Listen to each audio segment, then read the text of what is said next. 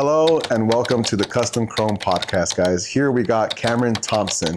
He's also known as Riding with Cam, Cam's Closet, and he also has, what was the other one? I have a photography account, C-Kid Photography.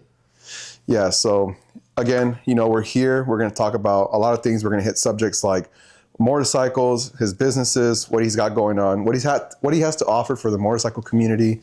We're just going to hit everything. His experience with custom chrome, because he does have a lot of experience with custom chrome. So it's another good subject that we're going to hit. Reliability. What are some issues that he fell into? And obviously, no company's perfect. He has fallen into some issues. But I mean, I already introduced you, but go ahead and just introduce yourself, man. Hi, my name's Cameron. I run Riding with Cam, which is a main ride group that we go all over the SoCal basin, and actually we're working with a few different groups, and we're hoping to actually cover a few different states. Currently, I run Cam's Gear Closet, which is to help out fallen riders.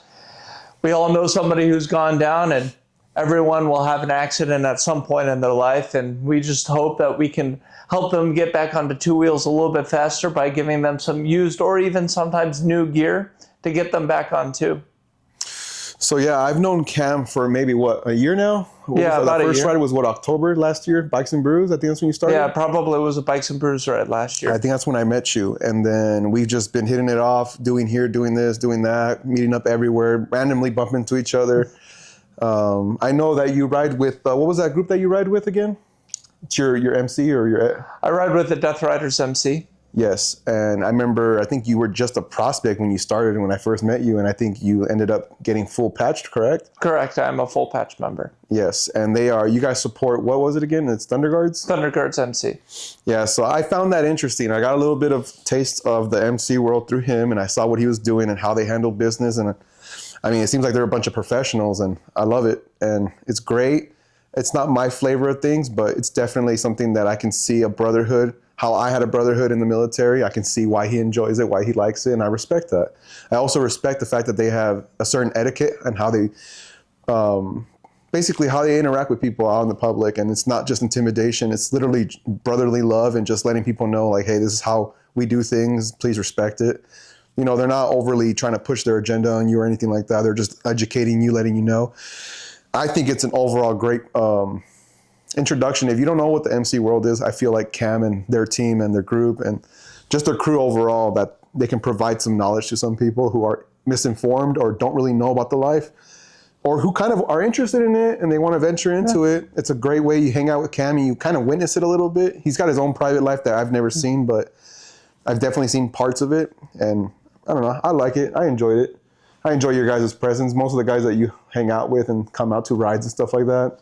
We try to keep it professional. We try to keep it just as in unity, because that's the biggest key in motorcycle life in general. I mean, you have all the different groups, from sport bikes to MCs to different just all like veterans clubs and stuff like that. And when you all go to different events, everyone runs things differently. Yep. You have to be able to be malleable. You have to be able to blend in, work with people.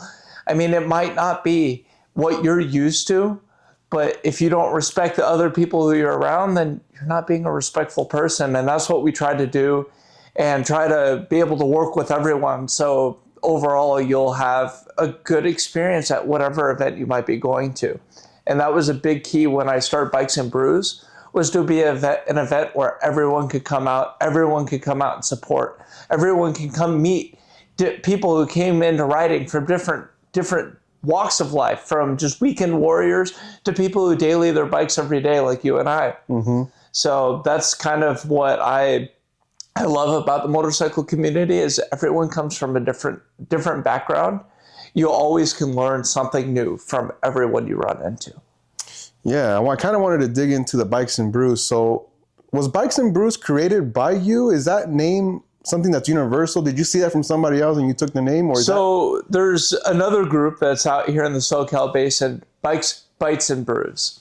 And I kind of saw what they were doing, but I went on a few of their rides, and great guys, super nice. They work with you, but the riding style of their group for me was, as much as I love speed, it was kind of like, hey, we'll take off from this spot, we'll meet at the final destination, go go at your own pace and then boom, scatter. And I was like, I like that. I mean, that's fine. But also a lot of the whole fun of group rides is being in the pack, being in the group. And so I was like, I want to make a united group where we could have people who are on smaller CC bikes, on bigger CC bikes, everyone just together. Newer riders, older riders, just feel comfortable in a group setting. And so when I started Bikes and Brews, I was originally with Shark Law Motorcycle Attorneys. Later in that time span, I started it, and then they started coming on. I have since left them, and I've now started some new ventures, but with Bikes and Brews, it is now just run by me. And we are, and the whole point of why I love it is because we have everyone who comes out from different walks of life, different bikes and whatever, but we'll make them feel like they fit in. We accept everyone as long as you're willing to work with everyone who's there and play nice. Yeah, I did see that when I first met you. You know, we went to that first ride to, what was it, Carbon Canyon? I think that was the first one, or no? That was, Carbon Canyon Coffee, and then we went to, was it just Carbon Canyon, or did we go We hit further? on multiple spots. Yeah, but it was that ride. I think we did Carbon Canyon. We then ended up went in to, Cook's Corner.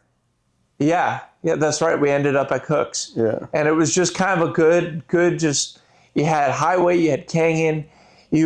A lot of people just ride highways. Yeah. I run into so many people and all they do is hit highways. And that's fun and all, but it can get a little bit boring. So I love trying to break up the rides. Some will be highways, some will be canyon, some will be a mixture of both. Like the one we have coming up, we're going to be going out to Neptune's Net. So we're going to be bombing highways all the way over to PCH around Santa Monica area. We'll cut up to Malibu, go further over to Neptune's Net, and then from Neptune's Net, we'll cut back, hit the canyon, go up to the Rock Store, and then go back on the 101, cut over to the 210, and then everyone will branch off of how they return home. Isn't it the 405? Huh? Isn't it the 405? If you're going up to the Rock Store, it's the 405. Well, Like if you're getting off on well, there's a few different ways to get up to the Rock Stores. You could take McCollin Highway, or and cut up through the canyon and get up to Rock Store. But there's a few different ways to get out there, but we're gonna we have a few of the guys with, well, your buddy with FTW. oh yeah, Jimmy. We have Jimmy, and he's gonna be actually leading likely that section, or at least helping lead the section from Neptune's to the Rock Store, because he knows those canyons. Does that fall on a Sunday or a Saturday? It's going to be a Sunday. We're going to be leaving Sunday morning out of Moreno Valley. We're going to go from Moreno Valley to Riverside. to Pomona. Oh, Pomona. To Pomona. We're going to pick up people in Pomona.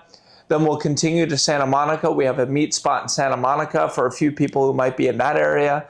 And then we'll continue to Malibu, where we'll pick up the FTW crew and a few others. And from there, we'll continue to Neptune's, hang out at Neptune's, eat, and then head up to the Rock Store to see maybe we can catch some cool bikes or some cool cars up there and just enjoy some of the biker life that the Rock Store has to offer. What are the timelines from, what time should we be at Neptune's Net? We should be at Neptune's Net a little around like 12:30, somewhere in there. Are you aware of the group of guys that always tend to meet up every Sunday at the Rock Store between 11:51 to 12, and they usually take off around maybe 12:30, 1 o'clock down to Neptune's? We all hit the canyons. Usually either Decker, we'll hit Topanga, or we'll hit, what's the other ones? Encinal. Yeah. We'll hit those roads from Rock Store to Neptune's. I don't know if you want to reconfigure that route. I know you probably already want to do that route, the one that you want to do, but just letting you know, Sunday, there's a lot of traffic heading down. If we're going to be there at 12, there's going to be motorcycles intersecting, like a lot. There's a lot of motorcycles that leave around at Rock Store around 12:30. Yeah, and go down to Neptune. I don't know if you guys want to meet up at Rock Store, then head over to Neptune's. I mean, we got plenty of time. What is it, November 16th? It's going to be November 16th. There is as long as everyone does the ride to the meet spot in Malibu, we can reconfigure it to go up to Rock Store and then down to Neptune's. that is not a problem. Because Neptune's not really a breakfast place. You want to grab some breakfast at Rockstore. Well, it's going to be noon by the time we get down there because Yeah. for everyone who's going to be coming all the way from the Inland Empire, we're hoping to get people from San Diego, from OC, from LA, from IE, everyone from all the different areas. We're actually partnered for this ride with Law Tigers.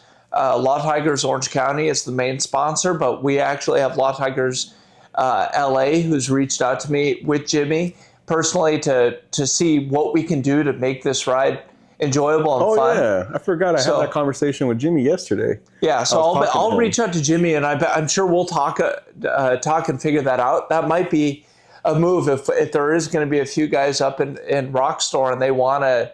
And if we want to go up, meet them, and then all ride down, that could be cool too. Yeah, I got a feeling if Jimmy can, I mean, he's pretty good friends with the Valley Stunt Crew guys like Stunning Rob and all them. Yeah. What is that? Serious Skills, and I forgot the other guy, Jose, or I can't remember his name, but he can probably talk to them and get them to meet us up at Rockstore because a lot of the guys that ride with the Valley Stunt Crew guys, they all meet up at the Rockstore Sunday. Like that's a big group of guys that I know that know those guys, and they've all been hanging out a lot lately. Yeah. So we can probably get us all together at the Rockstore and then smash down the canyons over to.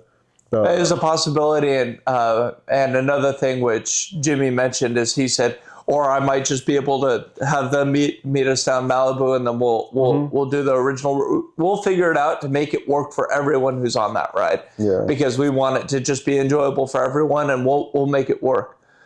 Yeah, because I mean, those guys, they throw on a show every single Sunday. Oh yeah, Neptunes. It's going to be a blast. So they're going to be messing around at Neptunes, and that's going to be certainly a fun time to watch. Yeah. Oh, what I forgot to ask you in the very beginning before we ventured off into all these conversations was, what bike do you currently ride?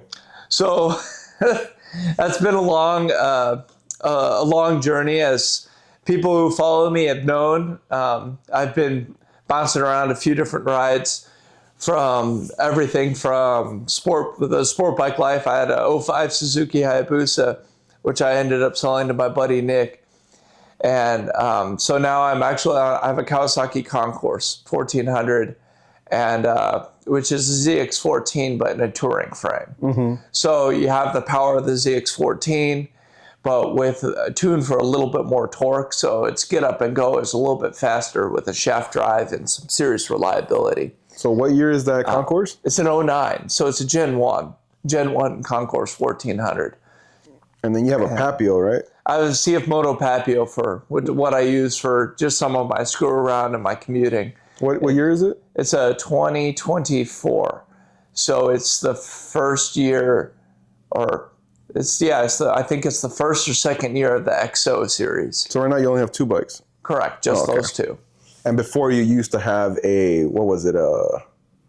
I had an Ultra? I had a Harley Ultra Limited 2021 in Snake Venom, which you guys can see on the Custom Chrome site.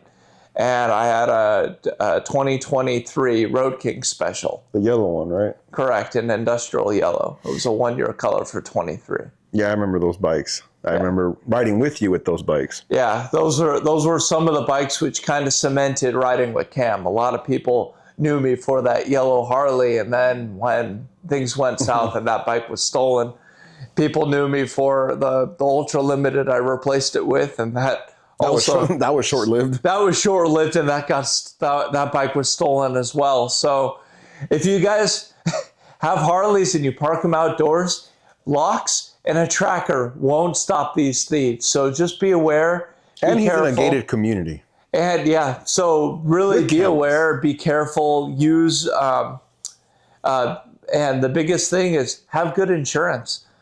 One of my buddies is dealing with his theft claim with Allstate, and he's been fighting that for 3 months. His Harley was jacked about 3.5 months ago, and he had Allstate, and they're still dragging their feet. I had State Farm. I got my first settlement, and I think it was like 3 weeks. Yeah, I remember. And right now I'm in the process of the second settlement. I can't speak higher of State Farm. At least I'm not talking about their homeowners insurance, because some of those people in California have PTSD with that. Mm-hmm. But their vehicle insurance have been great. They've been nothing but helpful, and they're willing to work with me through. Did they reimburse you for all your equipment that you got first originally stolen? So How insurance companies work is either you can, what they say is insure lump sum, which means you're a guaranteed payout of, let's say you have $5,000 of mods. You can insure it for an extra $5,000. I was actually in the process of adding coverage for the parts that I had added to my bike when it got stolen. Mm-hmm. So I only got reimbursed for $1,000 of probably my $4,000 worth of extra parts. They'll give you usually about 50% of the value at best. The thing is if you don't insure it for the parts that are on it, that's what a lot of people don't know. I got screwed on the first one. I actually lost around $10,000. Yeah. The second one, I thought I was going to be smarter.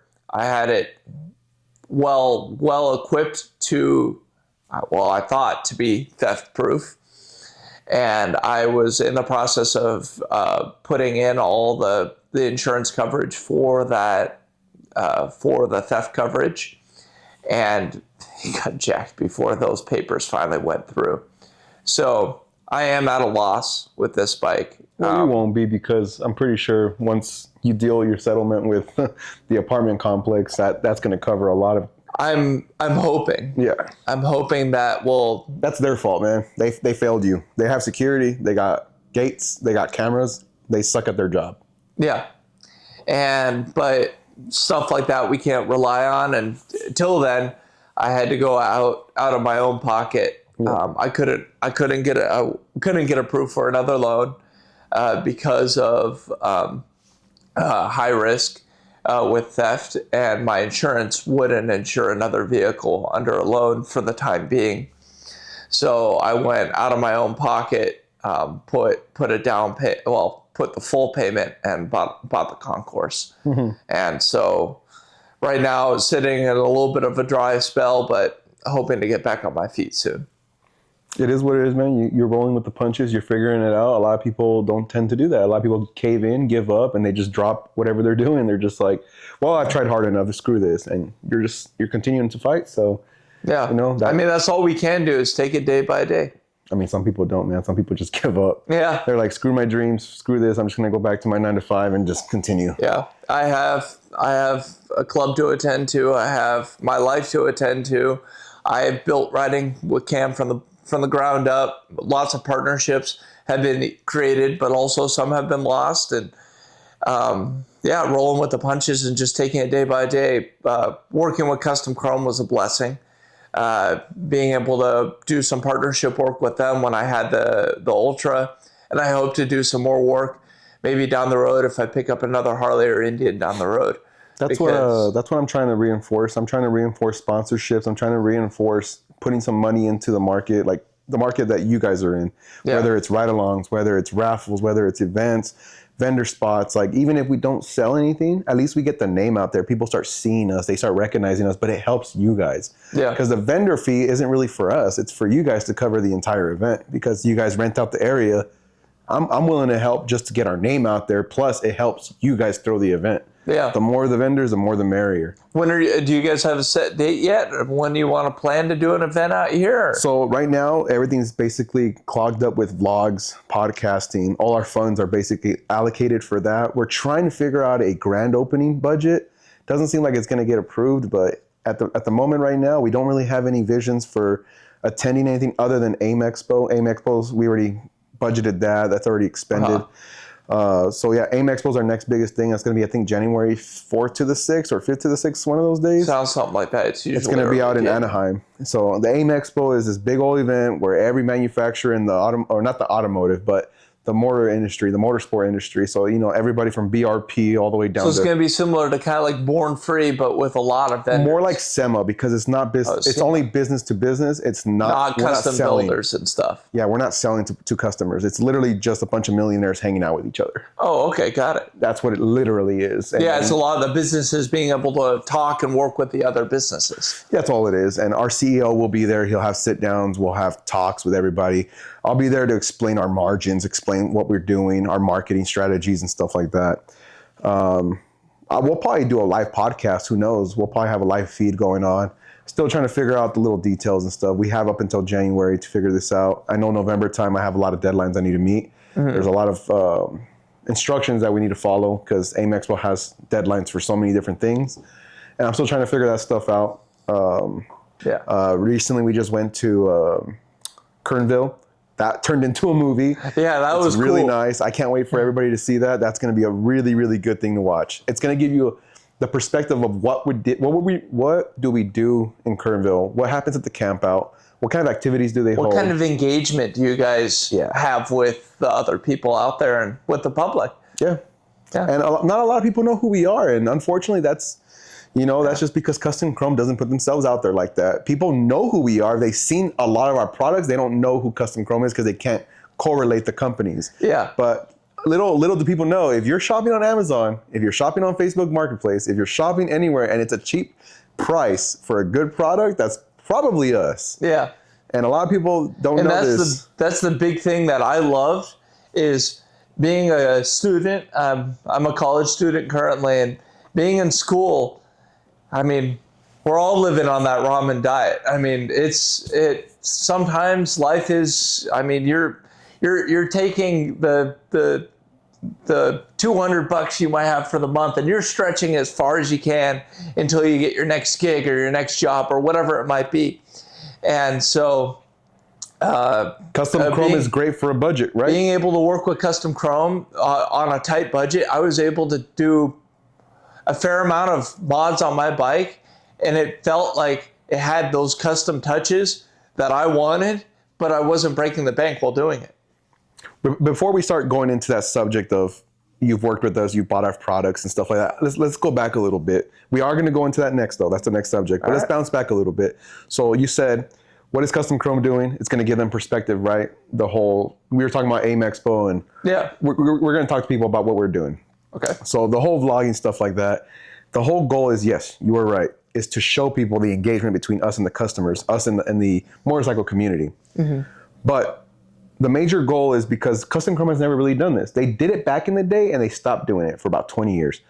Custom Chrome during the highest fame was in the 90s and the early 2000s. They started in 1970 and they were known for all the chopper stuff and creating the most affordable stuff. And back then, dude, affordable was the thing to do. Yeah. So they figured out a way to do it. And they were actually bigger than Amazon back then. They were the biggest company. They learned how to get overnight shipping done before Amazon was a thing, before FedEx was a thing, before all these companies discovered the whole overnight shipping and stuff like that. They perfected that.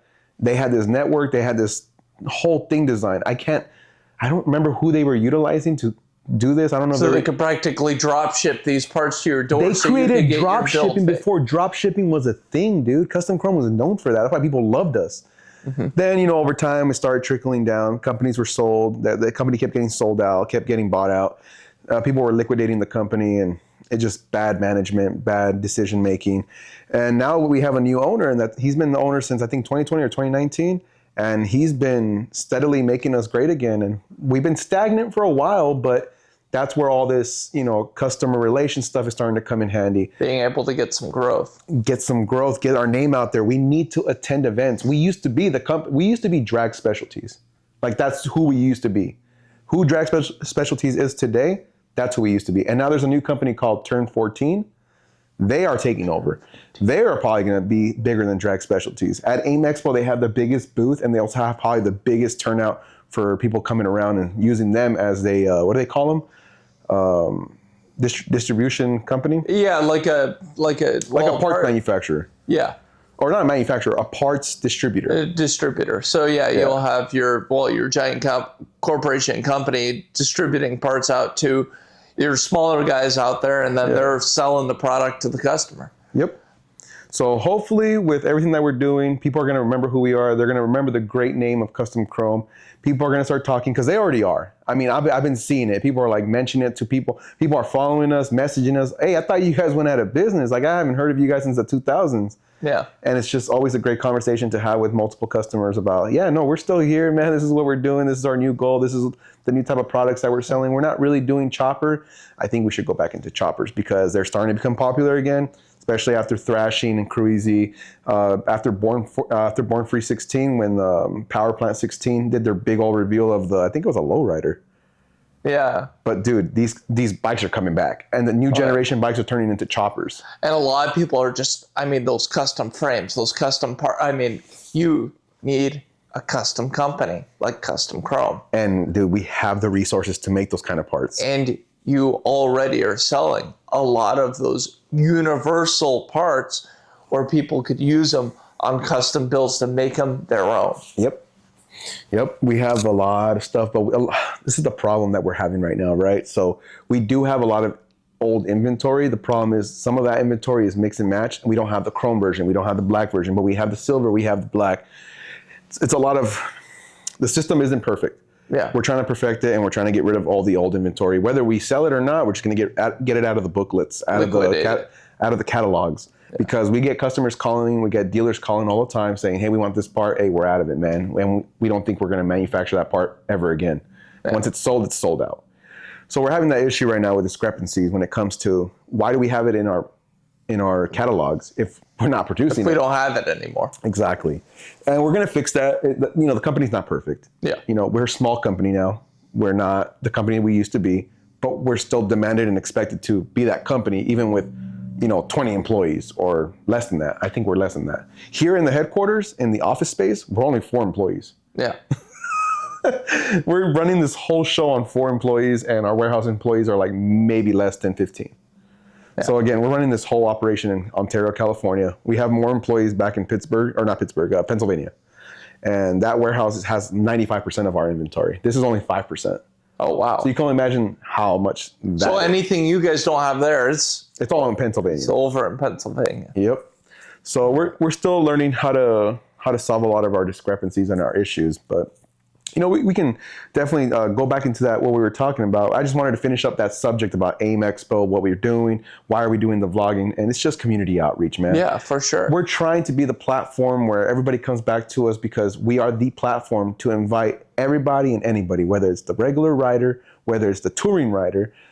Even if you're just a guy who likes to go back and forth to work on motorcycles and doesn't like to do any of the events, we'll invite you too. Let's talk about it, Yeah. But we also invite businesses. We're going to invite the individuals like you who set up rides. We're going to invite everybody and anybody, stunt riders.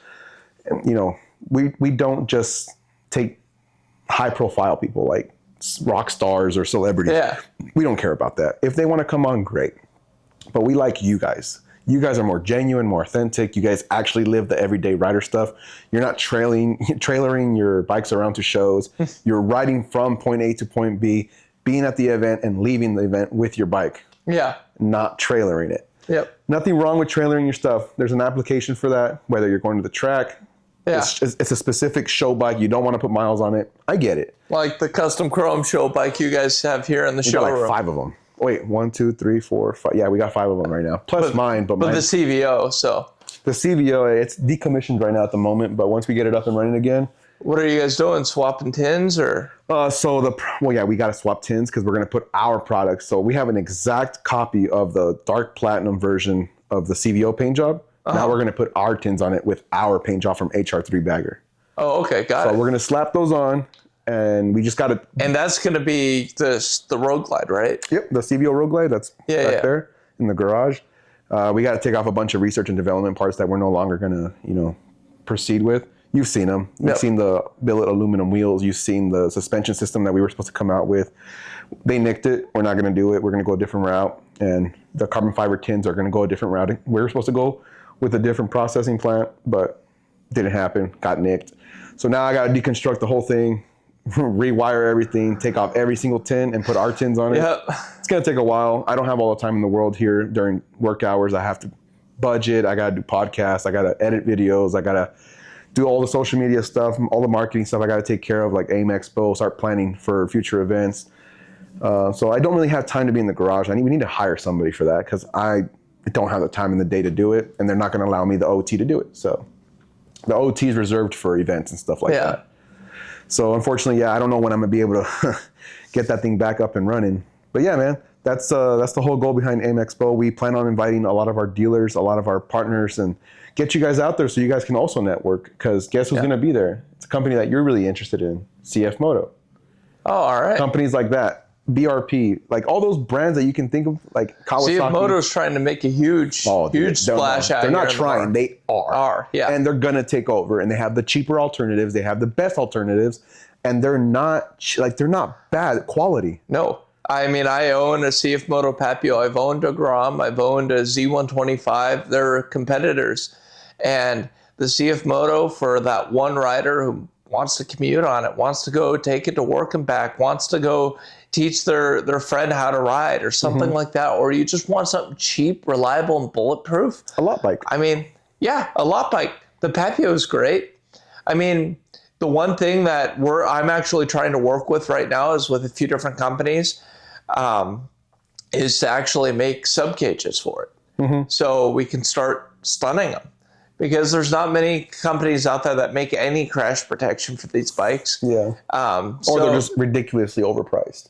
Yeah. Like a third of the price of the bike. Exactly. I mean, you're looking at a $1,800 bike. It's a $3,000 bike new. Oh, your bike, the Papio? The Papio. I've seen Groms for like $1,800. Oh, used, yeah. But the Papio. I don't know anything about the Papio, so Yeah, the Grom new is about $400 to $4,200 out the door. Is that a Grom? A Grom. They used to be $1,800. No, Non-ABS. never. Wow. Yeah. MSRP is $1,899. No, are you sure you're not looking at the Navi? Could be the Navi. The Navi is. I'm not an expert in these small bikes. The Navi's an $1,800 bike MSRP. The Grom has fuel injection, a manual transmission. The Navi's automatic. Oh yeah, they're a scooter on They're considered a scooter, yeah. So the Grom, you're looking at, it's a bike that it's like $3,400 MSRP. So out the door, you're about $4,000. And if you want any of the prettier trim, they make the HP, I think. Wow, that is which is like the expensive. Honda Performance. And it's another $200 or so. Bro, $2,000 more dollars and you can get a CF Moto 4, whatever that thing is. My buddy got a CF Moto 450 SS. He walked out the door with it for $6,000. Exactly, $2,000 more and you get a with a full-blown stunt bike. with an extended warranty. And those have stunt cages. Those have everything. They have a huge aftermarket. You can put cages on them. You could put those crash bars. I mean, you're only getting a 125, a 100, or a 50cc engine. Like I think the Navi's a 150. The Navi's a 110. Oh, 110. The Grom's a 125. Mine's a 126. That's crazy, man. And for $2,000, you can get a full-blown bike. That's crazy. These little bikes, great for stunning, great for their application. Mess around, get to learn how to ride. Great. Yeah. I like riding around on Blim's TR100 or the TTR 110 or something like dude, that. That day that I was stunning on the lot, I took that thing out for a spin and I'm over here dragging my leg and just making it go sideways. And then I took it out to the dirt lot and I was just messing around. These little bikes are a ton of fun. The biggest thing is buy one used. I mean, I got my Papio used with 90 miles on it for $2,500. Cheap thrills, man. Yeah, and for me, I use it for commuting. I commute to UCR and back. On your Papio? Yeah. I get 110 miles per gallon. You're lucky. You weigh how much? I weigh 190. You're below 200 pounds, basically that. Yeah, but my buddy, he rode a Z125 to work and back. Just, I mean, a few miles. Dude, you're 6 foot what? And 6 foot what? I'm 6'4". Dude, 6'4" and you weigh below 200 pounds. That's nuts. Yeah, I'm 195. Yeah, just a little below. Yeah, I mean, I'm 250, 260 on a good day, but 250. And then when I get on those bikes, they go slow. I mean, hey, I can hit 65 on the Papio, so I'm sure you could at least hit 50. 45. We'll have to take you out sometime, but yeah, it's a ton of fun. Dude, that little TTR 100. What's David's girlfriend's name? Avon. Avon. She was on the TTR. She was smashing, dude. She was going like 50 or 45. Yeah, but when you weigh like... I got on it. I couldn't go above 15, 20 miles an hour. Yeah, when you weigh like 100 pounds, I mean, you can haul ass. Oh, wow. What happened with my... It just... Ava, she weighs like maybe $120. Avon. She probably weighs like $125, $150, or $120, $130, something like that. Dude, she was smashing on that bike. Oh, yeah. I could not get that bike to go fast. I tried to burn tire and it wouldn't because I weigh so much. Yeah. So I would just pop wheelies on it. Heck, we put Ramon on the Ramon's Super Cup. Ramon's a heavy guy. But yeah, I mean, but like if you want cheap thrills, look for a used Grom, a used Z125, a used Papio. Go head out to a vacant lot and go pop some wheelies. It's a ton of fun. Or slide it around. Yeah. Just like, I mean, there's some good rubber nowadays for those wheels. Yeah. I mean, my buddy runs a set of Dunlops on his. He takes it out to Apex and goes and races around Apex on his little 125, drags knee. I mean, it's hilarious. It's like a little MotoGP bike. I mean, I bet you remember back in the day those little like pocket rockets. Yeah, I remember the pocket rockets. Like 50cc to 100cc two-stroke bikes, and sit on those and rip around as a kid. So. Yeah, I had some neighbor friends that they had little choppers. They were literally low to the ground. Tiny little bikes, and I think they had like maybe a 25cc engine in it. It was really small. Yeah. But they would go smash it around. A little lawnmower motor and one speed. And they would just smash, dude. And I thought that shit was cool as a kid. I had never rode them, but I thought it was cool. I rode quads, dirt bikes in Mexico, and then sometimes out in the desert with my friends. But cheap thrills, man. I love it. I love cheap thrills. But it's crazy, $4,000. You know what I could talk about $4,000 for? I could have bought a Hayabusa for $4,000. No, I bought my Concourse for $4,500.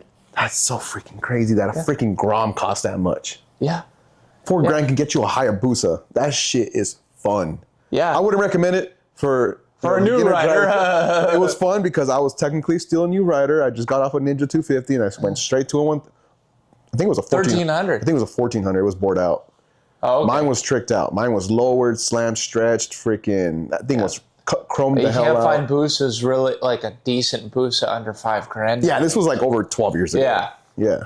Now I mean they're becoming collector's bikes. Oh, it's crazy to think of. I didn't know that. Yeah, no, I recently sold mine, but when I was looking at the market again, I mean, things went up even since I bought mine last year. So it's like, I mean, I saw 05 with some minor mods, but like 15,000 miles, sold for $10,000. Yeah. Well, I got my bike with 4,500 miles for $4,000. My Hayabusa. Yeah, I got mine for 4,500 with like $10,000. I think 10,000 miles. That's so crazy, dude. How much these things have overly inflated. Yeah, I got it for a little under $5,000. I mean, it needed tires, and that's about it. Yeah. Well, now we can get into the whole conversation about, how we were going down from AIM Expo, and then we went off to, what was it again? I said let's backtrack and then we'll move forward. What was that again? We were supposed to touch on another subject. I said let's back off on that real quick and then let's move back. Talking about your guys' products. Perfect. Now we can hit that. Great. Yeah. So Cam is a very thoroughly researched and tested our products. He's got our seats, our backrest. He had did you have our floorboards? No, huh? You had our rear lights. You had our handlebars. I didn't have your guys' floorboards on my Ultra, but I had them on my Road King. Okay, but you still touched our products. Oh, yeah. You've had our handlebars, and we're going to get into that. That needs to be addressed because, yes, our bars are not perfect, but there's a workaround, and those workarounds, a lot of guys have tested them. They're great bars. You just got to do a little extra work to make it work. That's all it is. Yeah, but we actually ended up doing exactly what we're about to talk about with those bars. On the bars that I bought from a different company, we had to end up cutting the heads off and splicing them anyways. On the other bars that you installed? On the other bars that I actually ended up installing. So it's with the generation of 2018 to 23 canvas wiring setups. They have usually 3 wires or 3 plugs one side or 2 plugs one side and 1 plug the other. But with those canvas wiring systems, it's so easy to break those plugs off that it's just easier. Cut the heads off, run the wires through, splice the heads back on. Yeah. It took. We were here for like 8-10 hours trying to wire them, just to feed it. Don't do it. cut it, splice it. Took us like 4 hours to do that. We had to retrofit the bars a little bit more to make them fully work because we went to an MX style bar. Yeah. But I mean, overall, it products wise, Custom Chrome, they make some seriously good products. The quality is good for the money you're spending. I mean, if you think about it, your competitors, there aren't any. I mean, in your budget bracket, No, there's absolutely nobody. there's no one else out there except we are our own competitors. Yeah, We sell them either on the marketplace or we sell them online for a lot cheaper compared to the retail store. We are our own competitors. Why does this thing keep doing that? It's getting hot. What was it that we were talking about right now before that happened? You're your own competitor. So we are our own competitors, basically. We sell the cheapest products and we sell it for even cheaper online, e-commerce, dealers. Yeah. So when you get returns and stuff like that, I mean, I know that's what Ava specializes in, right? No, Eva is our manager. Oh, okay. You're thinking about Grace. Grace, Yeah. She specializes on online sales for the Facebook Marketplace, Amazon, and I forgot what else she does, but she does a few things, and she takes care of our returns. Again, never installed. They're not used. They're just returned, whether the box was damaged or upon inspection or they didn't like sometimes it. it might have a little nick in the corner, and so it's not up to full brand new par, so they sell them for almost half off. Basically like half off. I mean, it's perfect. So if you stumble upon, well, if you could even come into Custom Chrome and go check out what they have in the back, right? You guys can come in person, check out our retail, check out our back lobby where we have all the returns. She'll show you before you buy. If it's already not open, she'll open it for you because everything's technically open box. Yep. If it's returned, it's considered an open box, even if the tape wasn't broken. I mean, I bought a set of lights through Grace back there. I mean, how did you like those lights? 'Cause I know you don't have them anymore. So those lights, they were the filler auxiliary lights. You could go watch my review on my page, but I loved them. They were bright. They were vibrant. I mean, they had the chrome surround. Do you think they were on par with mine? Because mine are from Custom Dynamics. Custom Dynamics. So I've actually run Custom Dynamics lights before. I gotta say, Custom Dynamics, the advantage of their lights is the build quality. They feel a lot more robust. But if once you look at that price gap, I mean, I was able to, I put these lights in, I put... What, $30, $25 for the... They were $30 from Grace. Yeah, Custom Dynamics is like 250 plus, 270s. And then that's not even the filler plates. That's just the filler lights that you just put in. And then you still need the filler plates. I mean, I'm sponsored by Eagle Lights. I ran Eagle Lights on the rest of the bike. And I love Eagle Lights. The quality, the performance. I mean, they're great lights. But I mean, for somebody who might be strapped for money, can't afford paying that kind of money, I mean, it was a really good option. So I ended up, I was really tight at the time, but I wanted more rear light because the biggest worry for me as a motorcyclist is somebody not seeing me from behind and hitting me. Because I ride a lot at nighttime because I commute a lot in late hours. So I just wanted to make sure I was safe and vibrant, and those lights were perfect. I mean, that's why I bought the strobe. I put 5,000 miles on those lights. I mean, riding all the way up to Yosemite and stuff. I rode through rain, snow. I mean, and they held up. They worked great. I mean, for the money, they were one of the best lighting parts I put on that bike. Yeah. I mean, the rest of the stuff I went through my sponsor, and I ended up throwing on Eagle Lights. You could watch those reviews as well. Great products from them.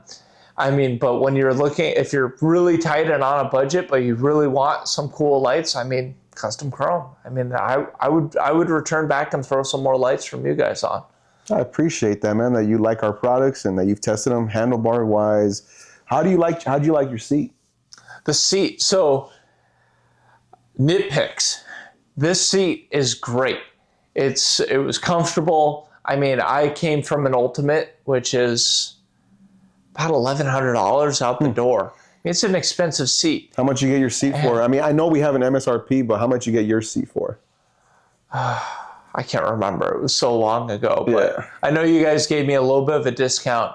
But overall, I mean, you look at the seat. It's what do you charge for those seats? Like $300. You got the one I have, right? Yeah. Basically, they're like 350, 360, 380. Yeah, something like that. And then I had the backrest, and then I had the Tour Pack backrest. And my girlfriend's review of it, comfortable. Oh, yeah, My yeah. review Your total was like almost 1,000, but we gave it to you for like 500, 450. Yeah, it's something like that. And so the comfort, the gel comfort seats are great. Now I will be straight up, as a taller person, if you're over the height of about 6 foot, be aware of these seats, because the ribbed outline of the seat digs right into the back of your thigh. And I noticed on my ride up to Groveland, up in NorCal, up towards Yosemite, I started getting a sore spot there. So what I ended up doing is I actually ended up undoing the staples on the base of the seat, pulling the cover off, and actually going in with a foam shaver and shaving off a little bit of the edge to make it a little bit more rounded. Put that cover back on, fix the problem. But overall, great seat. Did the 2 inches of lift and 2 inches forward kind of mess with you since you're a taller guy? It wasn't too much of a push forward, but the lift was great. Do you like the lift? Because technically speaking, right? The lift gave me more room. Because you're sitting like this on a regular seat because you're sunk in, so your legs are facing up compared to 2 inches up. Now you're sitting kind of like in a 90 degrees. Yeah. So did you like that feeling? It was better, but I would recommend that Custom Chrome, maybe in the near future, make a seat where they actually take like an inch or two back. I mean, because that would be even better for a taller rider. Anyone over 6 foot loves like the La Parra seats and stuff like that. The 2-step seats? Huh? The step-up seats? Well, yeah, but even like the La Parra Daddy Long Legs is a long base seat. I ran that on my Road King, and next to my Mustang seat, they were both extremely comfortable. But the push back helped a lot, because instead of it feels like your legs are stretched. I could finally like literally ride like this versus riding like this. Yeah. But I mean, the Custom Chrome Gel Comfort seat was great. I had no complaints in the comfort department besides that issue, and it was an easy fix. I mean, if you don't feel comfortable cutting it down yourself, any upholstery shop would touch that foam. So just it's easy. Take it to an upholstery shop, have them fine tune it how you need it, and it'd be great. I know it's going to sound biased when I say it because I work for the company, but I didn't work for the company at the time when I was buying it. So I, as a 6 foot flat, right? I'm 6 inches, or 6 feet flat. I weigh about 250 pounds. I have longer arms than I do legs. I have the same wingspan as you. Yeah. And you're 6'4" and I'm 6 foot flat. Yeah. And my proportions are a little different. I have 14-inch fucking shoes, so your shoes are smaller than mine. Yeah. So for me, being disproportionate a little bit, when I get on my bike, I felt like that seat was perfect, the Custom Chrome seat, because I had a La Parra. I had a Harley-Davidson step-up seat. I had the regular stock seat too. I've had a few other seats. I can't remember who they were from, but I've tried them all, and I didn't really like them. They were not comfortable. I felt like I lost a little bit of the control of the bike from being pushed back further.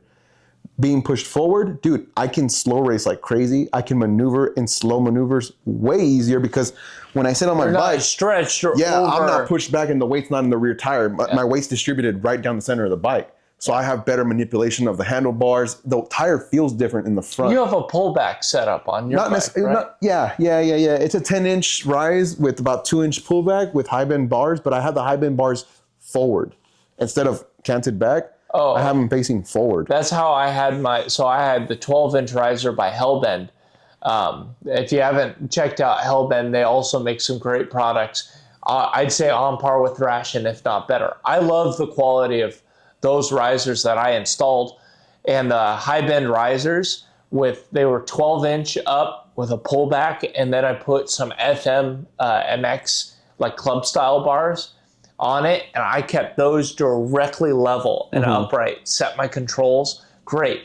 And the Custom Chrome, I had your gold hand grips that you guys sell here in the shop, And the gold hand grips were great. They have reminded me. stippling, right? Yeah, the stippling, kind of like the Performance Machine. Yeah. But for a fraction of the price. I mean, it's $25 for a set versus almost what a Performance Machine, $130 now.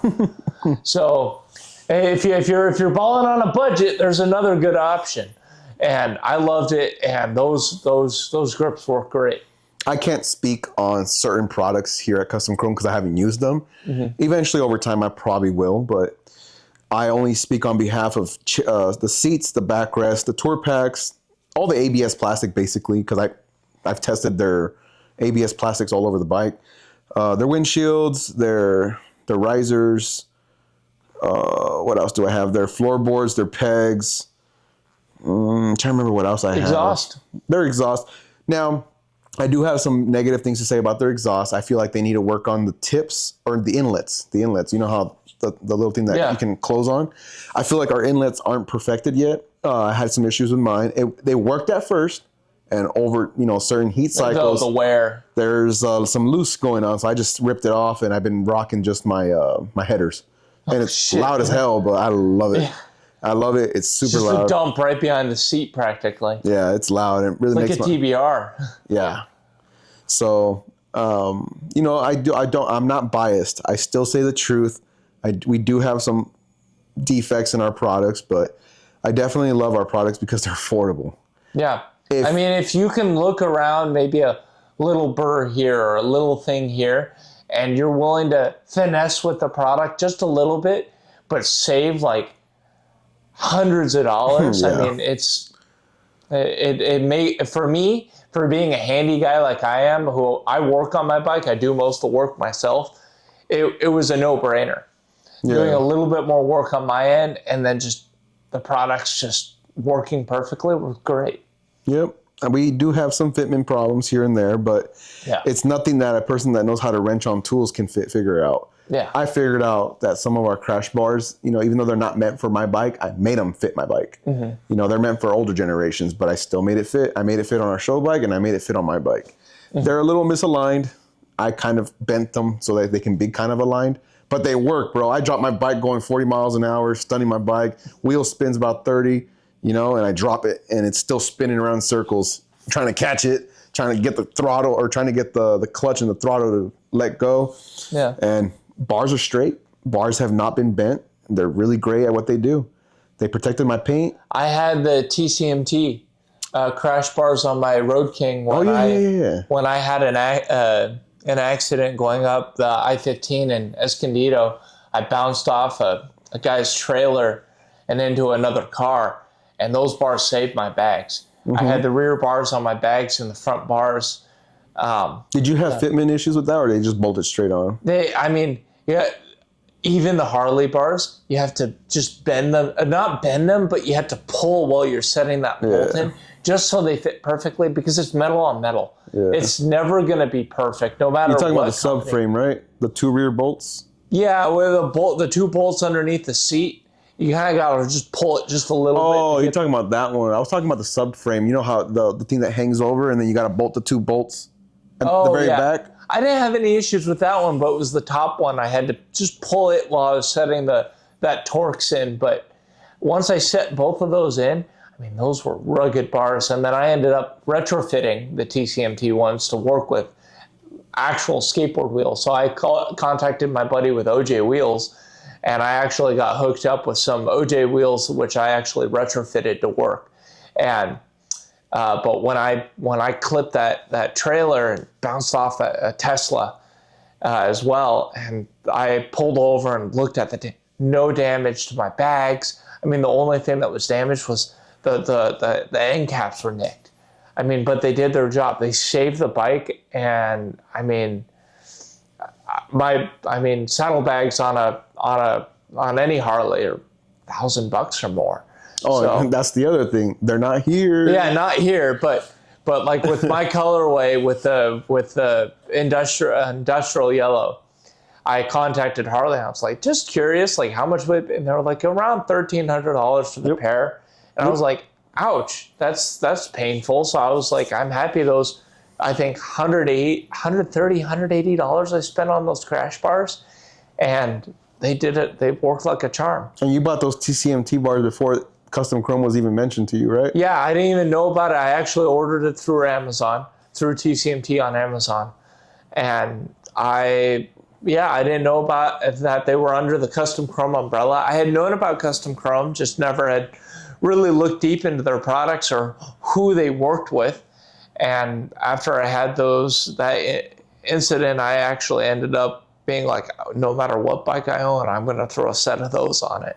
Yeah, ours are really good. I like their powder coating. It's not bad. I have had some issues where if there's acid rain going on outside and you leave that water just staying on there and you let the sun bake it after the sun comes out, it has like a chlorine stain on it. You know, I wouldn't say chlorine because it's rainwater, but acid rain tends to etch.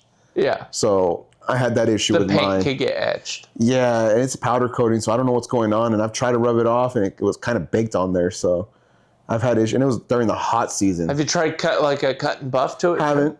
I haven't even freaking cut and buffed I used to do it all the time. I know. When I was retired and enjoying life.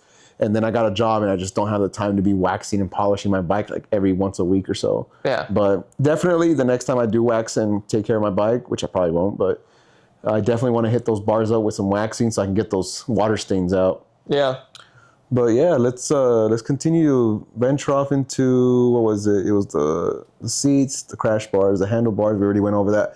By the way, everybody has to deal with that. Our handlebars are not the handlebars that you're going to just fish through, like how you said earlier. Fish through, like sometimes you can fish them through, like factory 47. Yeah, it ain't going to happen. You have to cut and splice with our bars. And I've actually learned that from Chana. I called him while we were trying to work on his bike, and I said, hey, bro, do you have this problem? Because he uses our V-Claw bars and all that stuff for his custom-built V-Claws.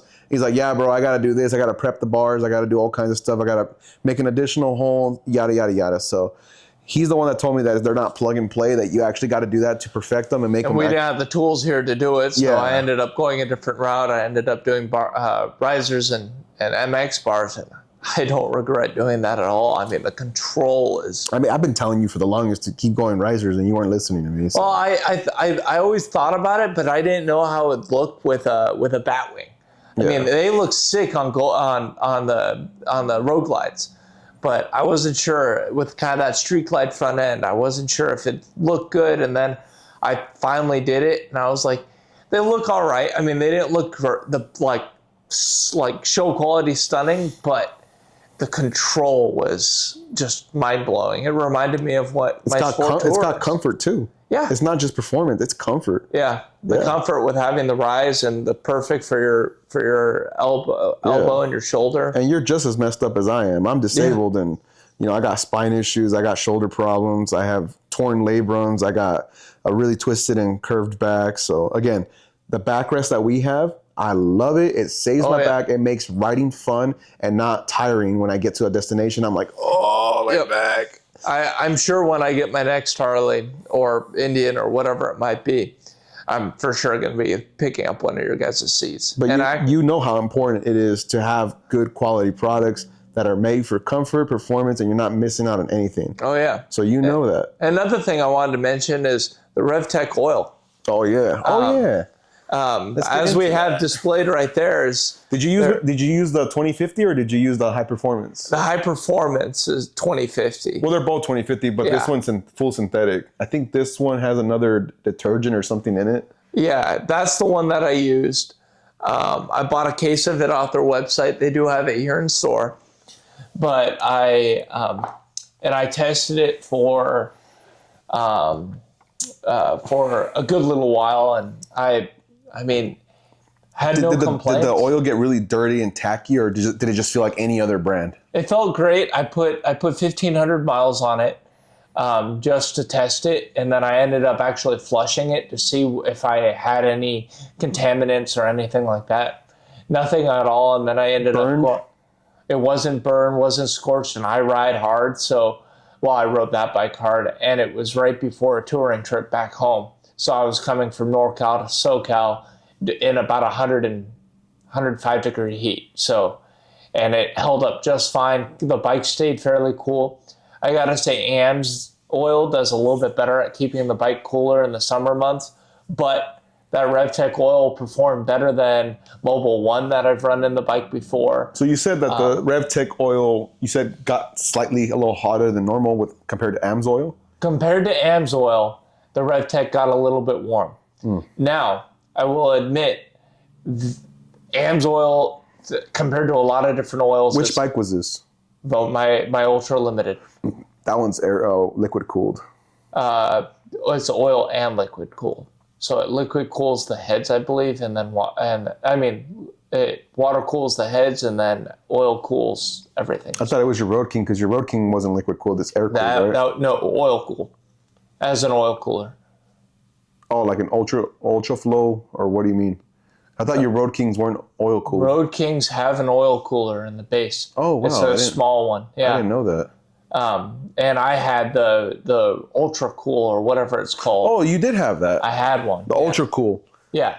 I actually ended up installing one because I was riding around so much in the hot months on my Road King, so I had one installed. Yeah, those things are loud, huh? Huh? Those things are loud when the fan starts spinning? When the fan kicks on, yeah, but the fan doesn't kick on a whole lot. So, really? Usually it's mainly just to get the airflow through there, but the fans will kick on when you're idling. That's the big thing is if you have an air-cooled Harley or even an oil-cooled Harley, those ultra cools are great. Certainly if you're splitting traffic and you're not going fast enough where you're getting a lot of airflow around your heads, or if you got like a stock Road Glide or something like that before they went to the new engine, and you wanted to put like those lower fairings on, then get an ultra cool, because once you put those lower fairings on, it blocks a lot of airflow to your rear head. So having the ultra cool can help keep your bike a whole lot cooler. Yeah. I mean, what were your temps like? Like 232, 235, 240? I can't remember. I mean, I didn't have a temp gauge. Oh shit. I had all it said was cold or hot, and if it got way up in the hot, it was a gauge. Yeah. It wasn't a... No, it wasn't a specific rating. So if I saw it getting up into the hot, I knew it was over, like probably. Yeah, the number one thing I like to do is monitor my heat temperatures. Sorry, Roberto. I like to monitor it, especially when I'm doing long distance riding, like 400 plus miles. Yeah. And during the hottest peak season, I think it was like 114 degrees. I was heading up to. It was not the Pac West V Twin show. It was Throttle Fest. Up in, you know San Jose, right? Yeah. I'm from up in that area. No, it wasn't San Jose. It was the other place. I can't remember, but it was up north in Cali. I went there. It was a long 16-hour trip. Actually, no, not 16. It was San Jose. It is, right? San because Jose? I was out there during the event, but I had family commitments, couldn't make it to the event. Yeah, so I rode really long. It was a long trip. It wasn't 16 hours. I think it was like 6 or 8 hours. I can't remember, but it's about an 8-hour trip from down here. Yeah, and my temperatures, even at 114 degrees, I think I only hit maybe 239, 240. 240. And I have liquid cooled heads on my 121 VVT. Yeah. So because you got the new. And I heard that's cool. I heard that's really cool. Like, yeah. Well, what oil were you running? I typically always run, at the time, I think it was Sin 3 from Harley. And then I think I was also running that one from Cycle Gear. Oh, no, not Cycle Gear, Motul. Oh, Motul. Yeah. So the Motul 2050. Yeah. Yeah. I usually buy that. And then as of recently, I started buying the Cycle Gear. Just recently. This is not back then. I just started buying the Cycle Gear one. Okay. What is that one called? I don't know. But it's their own bottle. Yeah, it's their brand. Yeah. I haven't ran their stuff just because I know that we're going to come out with a newer product. So I didn't want to test their old products. I wanted to test their new stuff. So this upcoming, I think it's the end of October, we should be getting a shipment down in Pennsylvania. And then we should ship a sample over here. I'm probably going to test that out and see how it works. We started using a new petroleum company to make our new products. So our old company, our contract ran up and we no longer do business with them. RevTech is our company. The people that fill our bottles is who I'm referring to. Yeah. Usually you outsource that to a company. Yeah, and, a petroleum company so you don't have to have your own wells. And they typically fill other companies' bottles. And the company that we're using, they're notorious for using good quality products. We can't say who they do business with, because technically they don't disclose it to us, but through the grapevine, I heard. I heard, because they don't disclose any of that. Yeah. They're discreet. They don't tell anybody anything. So it's like an NDA, you know. Hey, we do business with you. You can't tell other people that you fill our bottles and stuff like that. But over time, I found out who does who. And I mean, that's kind of like a biggest tip I have for Harley owners.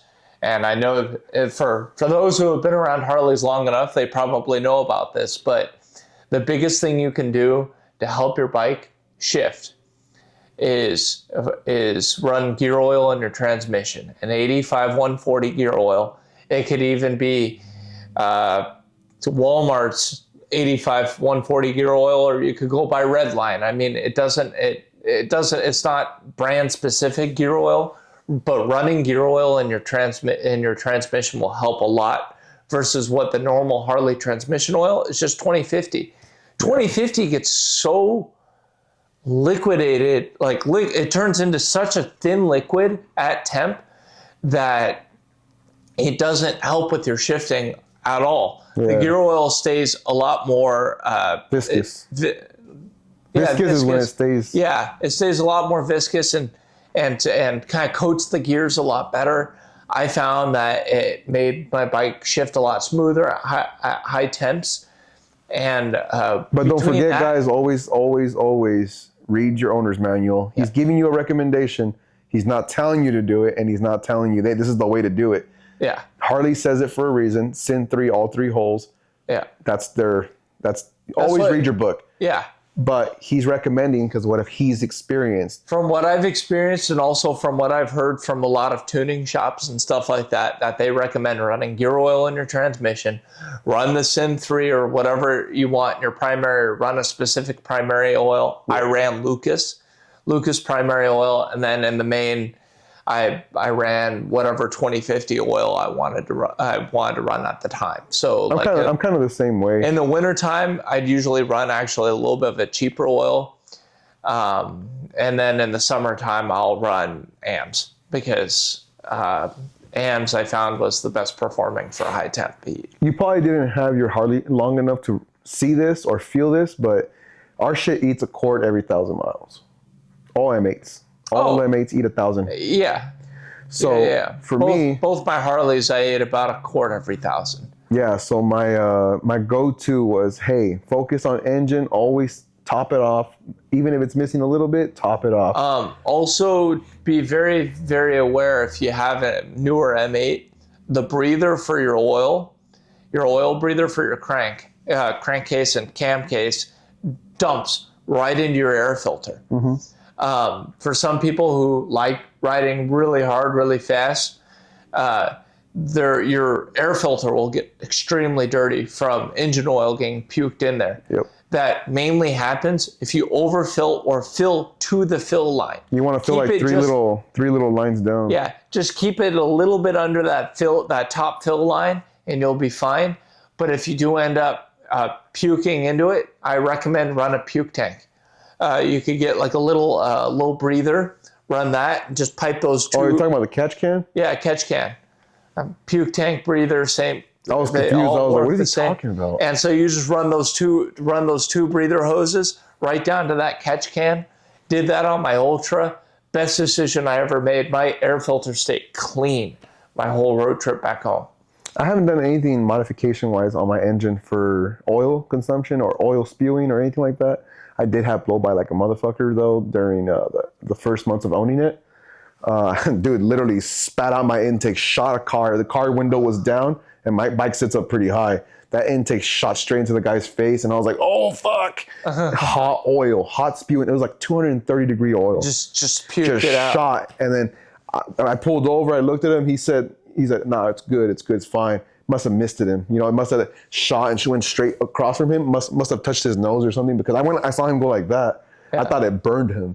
I pulled over to make sure he was fine. He said, no, everything's good. It shot straight through. Wow. But that's how much velocity that oil shot out. I remember it smoked up, because as soon as it happened, it hit my exhaust. Yeah, so it kind of dripped into my exhaust, shot straight to his window, and I was like, what the heck just happened? Yeah. Dude, I was scared, because I lost throttle too. So as soon as it happened, bam! Loud spank, it just shot out my intake, I thought I burned the damn guy. Is Custom Chrome going to be making any intakes or air filters for these? I believe they are. I think everything's in the process. We already make rocker boxes for the M8s. Okay. Yeah, so we're venturing into the M8. Because that would be certainly a really advantageous thing, at least for the general public, because, I mean, you have the Screaming Eagle wedge on yours. Mm-hmm. That's, regardless, one of the best air filters to run on any of these new Harleys. They make great power. They're great for tuning.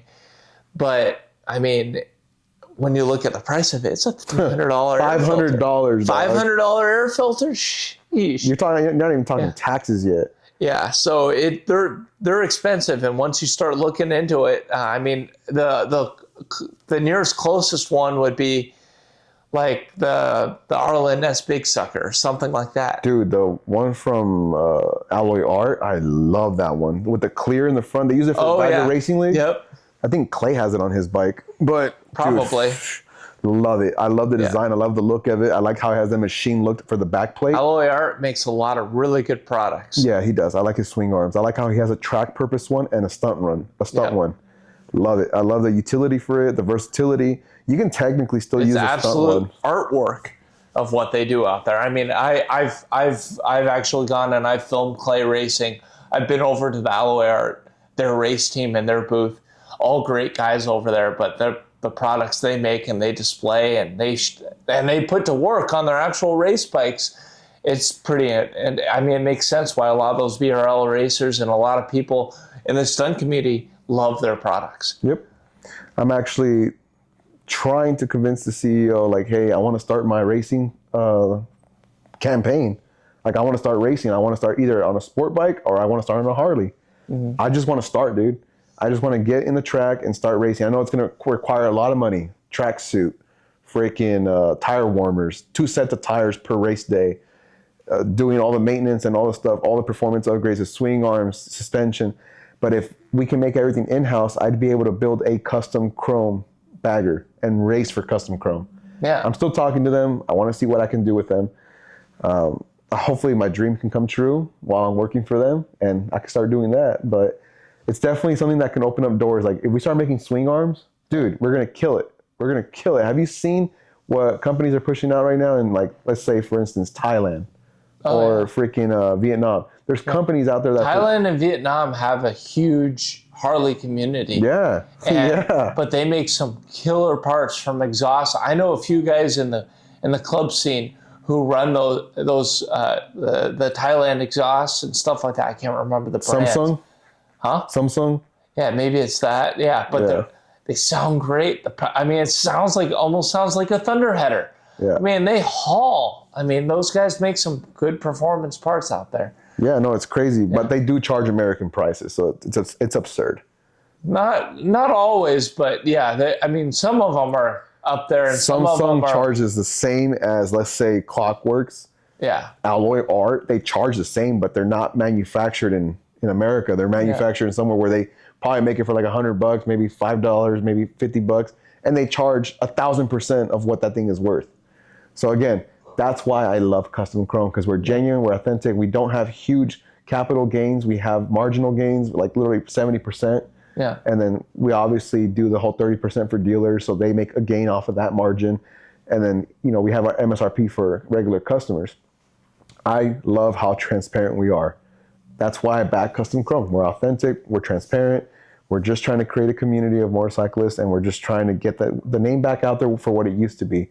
But we want to make good products that last and are tested well, to the point where we have guys like you who are doing thousands of miles probably within a 3-day span, 4-day span, and you have the true testament. You can say it. You're like, no, this stuff lasts. This stuff can take a banging. And that's what you've seen me doing what I'm doing. Yeah. I go and mess around and drop my bike and just beat the shit out of it.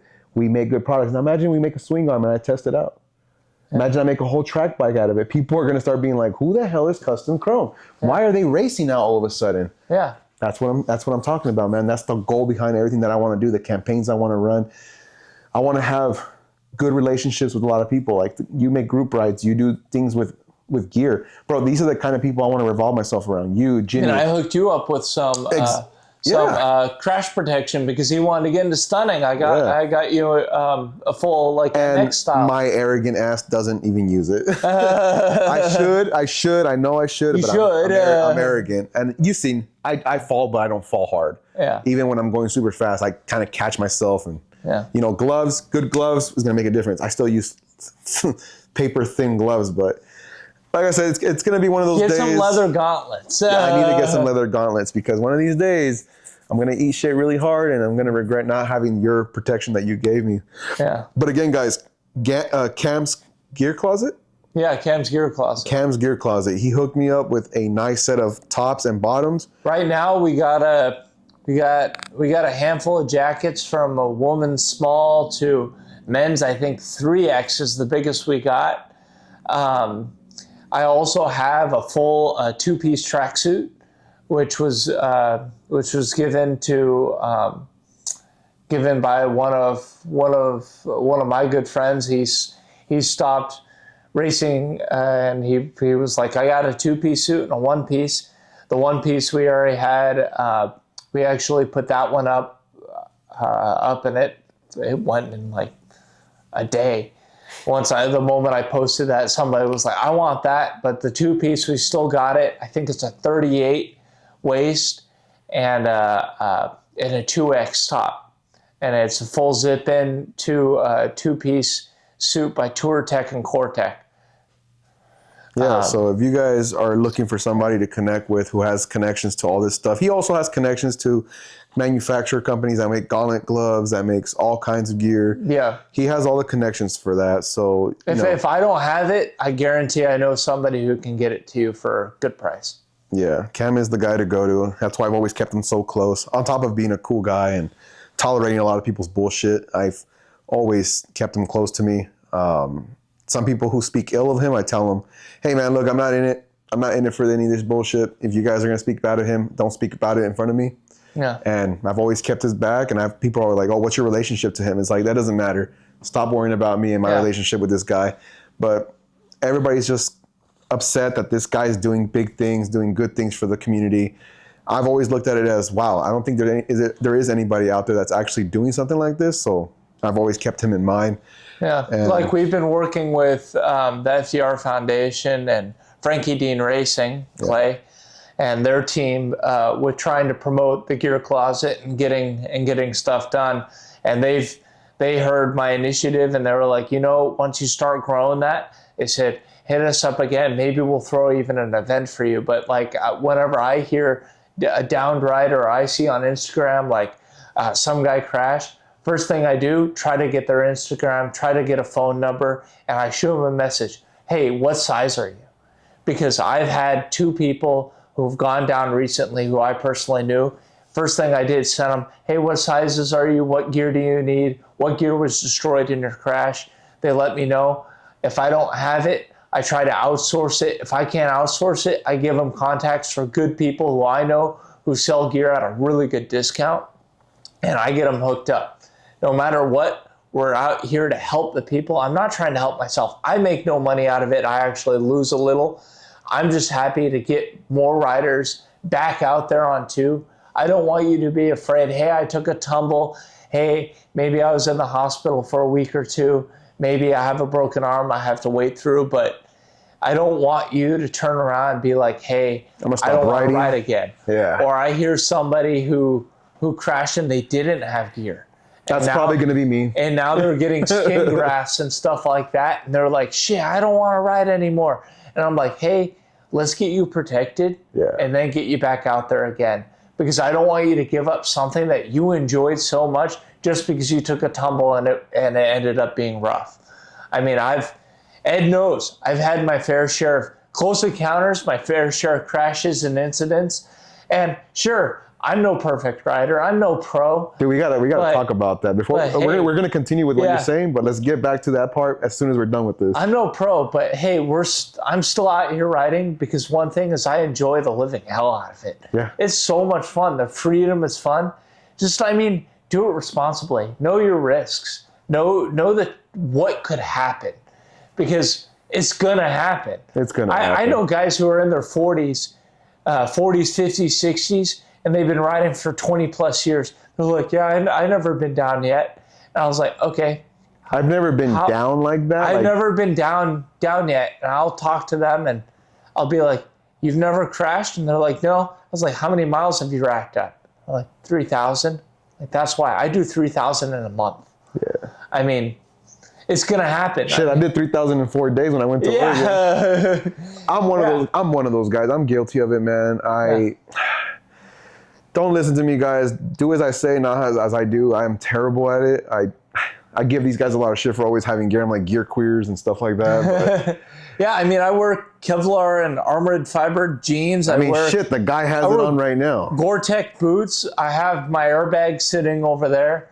Look, see this? Look, irresponsible, responsible. Yeah. So this guy literally wears all his gear all the time. I don't. I refuse to wear gear. I'm just a hard-headed guy like that. Even though he gave me gear like a retard.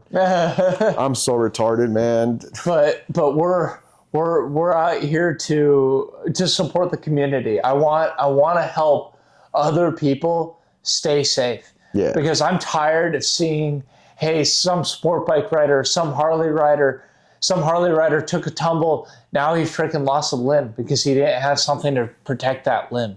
Or I hear some sport bike rider crashed into the back of the car, bled to death on the side of the road because of all the road rash that he withstood.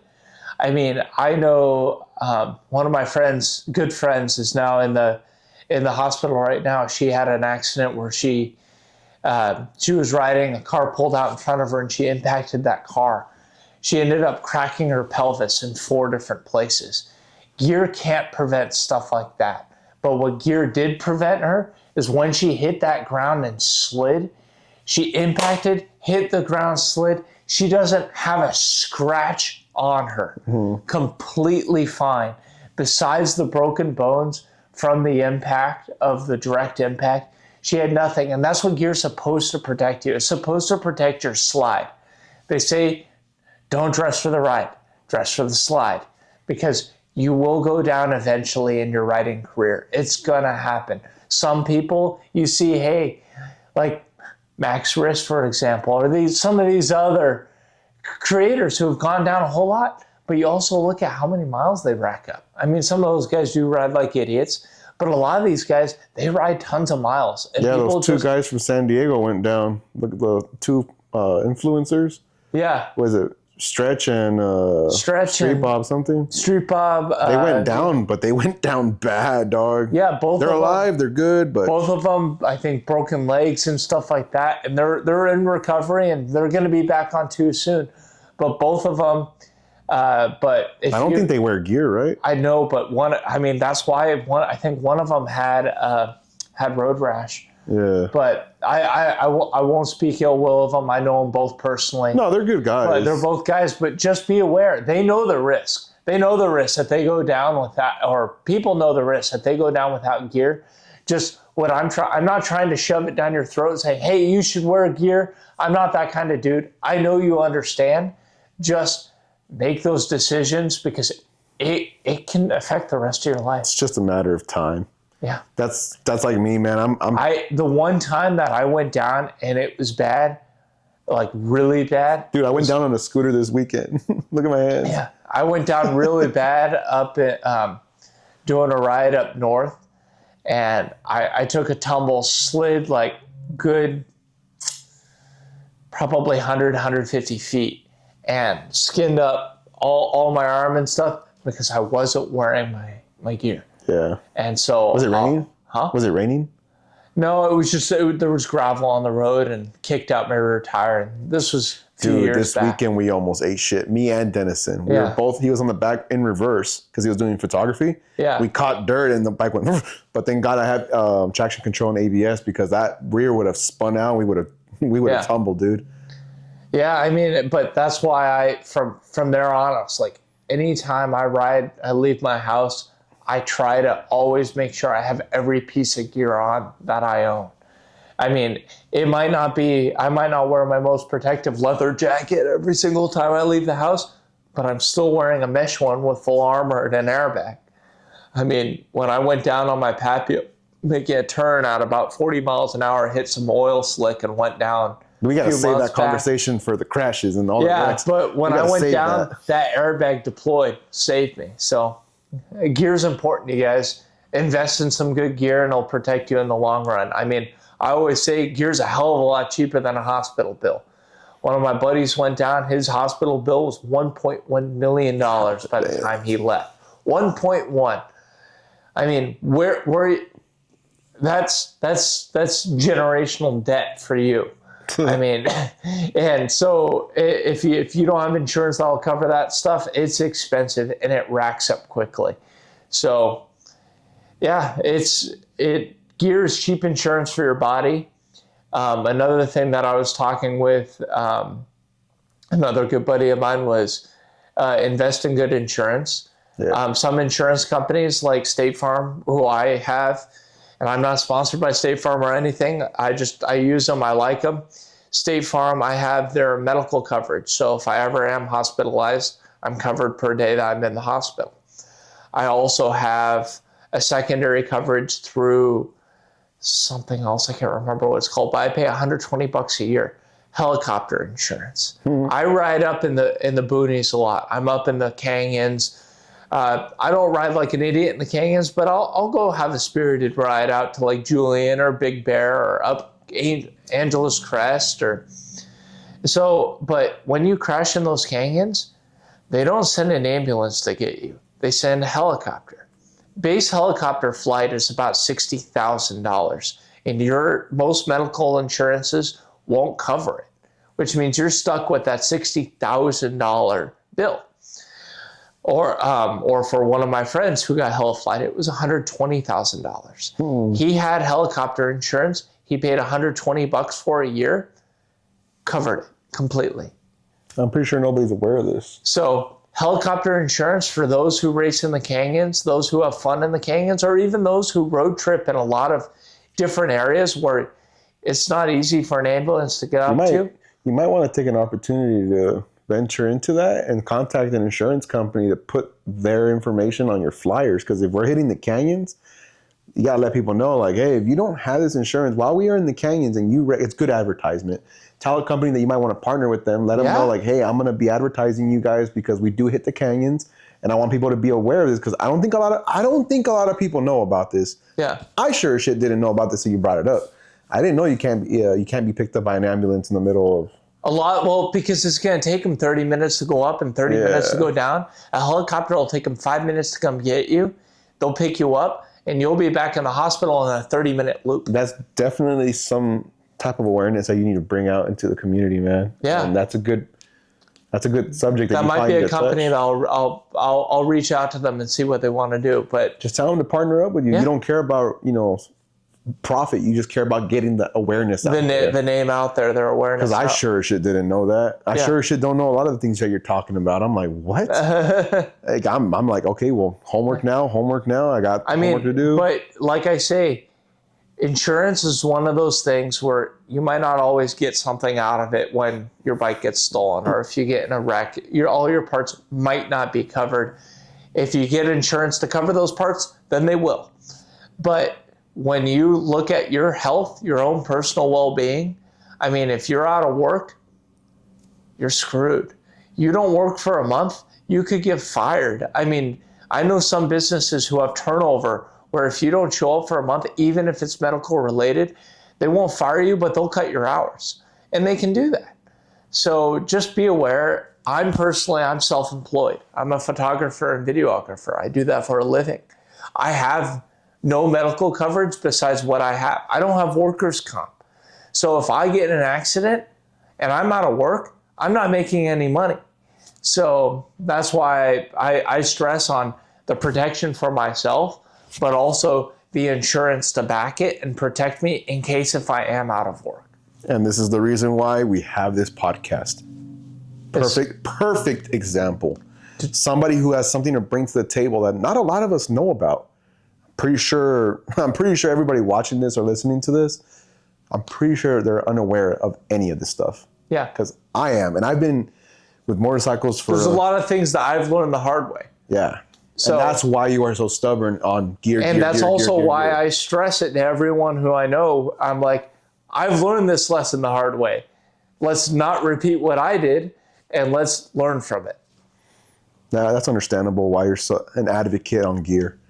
And I'm just messing with you when I say gear queers and stuff like that. I know. It's just just elbowing you in the ribs. Yeah, nudging like around the corner kind of thing. Yeah. So I understand the importance. I'm just hard-headed. And I know eventually it's going to be my time to roll on the ground and get all this skin graft. Not looking forward to it, but at the same time, I like to ride casually and comfortable. Shoes, pants. I know these things are going to shred to pieces when I hit the ground. My skin's going to shred to pieces when I hit the ground. Bones are going to break. But eventually I got to get the point. Eventually I got to start riding with gear. I just don't like to. I guess I'm just hard-headed, man. And I hate to accept it. And I hate to say, oh, I'm hard-headed. What a terrible excuse, right? It's comfort, man. I don't like to have all that gear on. I totally get it. But I need to start advocating for it because I am seeing a lot of deaths here in California, especially because California motorcycle community, that page ran by that one dude who does funeral escorts. Yep, Doug. Douglas. Yeah. He's constantly posting down riders. I'm just like, this podcast, what's the date today? It's the 8th. 8th? Since last week, I think we've had almost 7 downed riders. We've been averaging about 1 to 2 a day just in SoCal. That's a scary statistic to think about. And everybody's like around the corner. Yeah. I mean, you think about it, and some of these accidents, he doesn't report them all. Yeah, he doesn't report them all. He gets so many messages every single day of accidents. He says, I'm overwhelmed. And then there's the people who don't know about Douglas's page and they won't report their accident. Mm-hmm. My crashes, I never reported them to Douglas because there was no need. But you think of, there's usually about 1 to 2 crashes on a motorcycle in SoCal a day that's reported through Douglas. Yeah. And then he's probably going to do the escort for the funeral. And Douglas says about 50% of those end up either are or become fatalities. 50%. They're typically all fatal. Fatalities, people. And some of those people fully geared up like me. Yeah. Some of those people, not at all. There was a female that had died recently. She hit her and her boyfriend were following each other. I heard. And she got hit by a car when she went down. Yeah, on her, she had an R3, I think, or something like that. And her husband or boyfriend watched it from behind in the pickup truck. Watched her die. Yeah. I think she was fully geared up. Yeah. It's fucking sad. Said he couldn't get to her in time, got over to her, and then it was late. It's terrible. Terrible things that happen in this. So that's why I say best thing you can do, always ride aware. The other day I was riding home, going down Iowa and Riverside. Oh, I saw that video this morning. And I was beaming headlights in my face. Yeah. And I couldn't see shit off the glare of my visor. And I'm wearing a clear visor at nighttime, well, as you're supposed to, and I'm riding along. Next thing I know, all I see is brake lights in front of me and a turn signal. This person's stationary in the straight lane during a green light, and I'm approaching her at 50 miles an hour, the speed limit. It's a 45 street. People ride between 45 and 50. It's a safe margin. And I did my emergency braking, which I've learned through countless lot practice, countless days, just going out to a lot and practicing and going to like ride to live courses and stuff like that. Did my emergency braking, pulled in between her and the car next door so I wouldn't impact her from behind. Pulled so if she were to get hit, I wouldn't get hit too. And looked over at her and kind of signaled to her to go because she's going to cause an accident. Yeah. I mean, that individual was so in her head. But thinking that I'm going to compromise all these people behind me because I want to get into this turn lane. It's called selfish entitlement. If let's say I was jamming to my tunes, I wasn't paying attention. My buddy was next to me. I looked over just for a second, looked forward, boom, I would have impacted the back of that car and I would have been the next guy in the hospital. Yep, I was watching your video and I was like, dude, this could have spanned so many ways. Some car's gonna hit her. Did you see that there was a Civic that passed her? That guy was this honked, far right? from the rear of her bumper, laying on his horn while he was braking because I was watching him in my mirror. And then he turned and went around. I couldn't go around when I was braking because there was an SUV sitting right next to me. Yeah.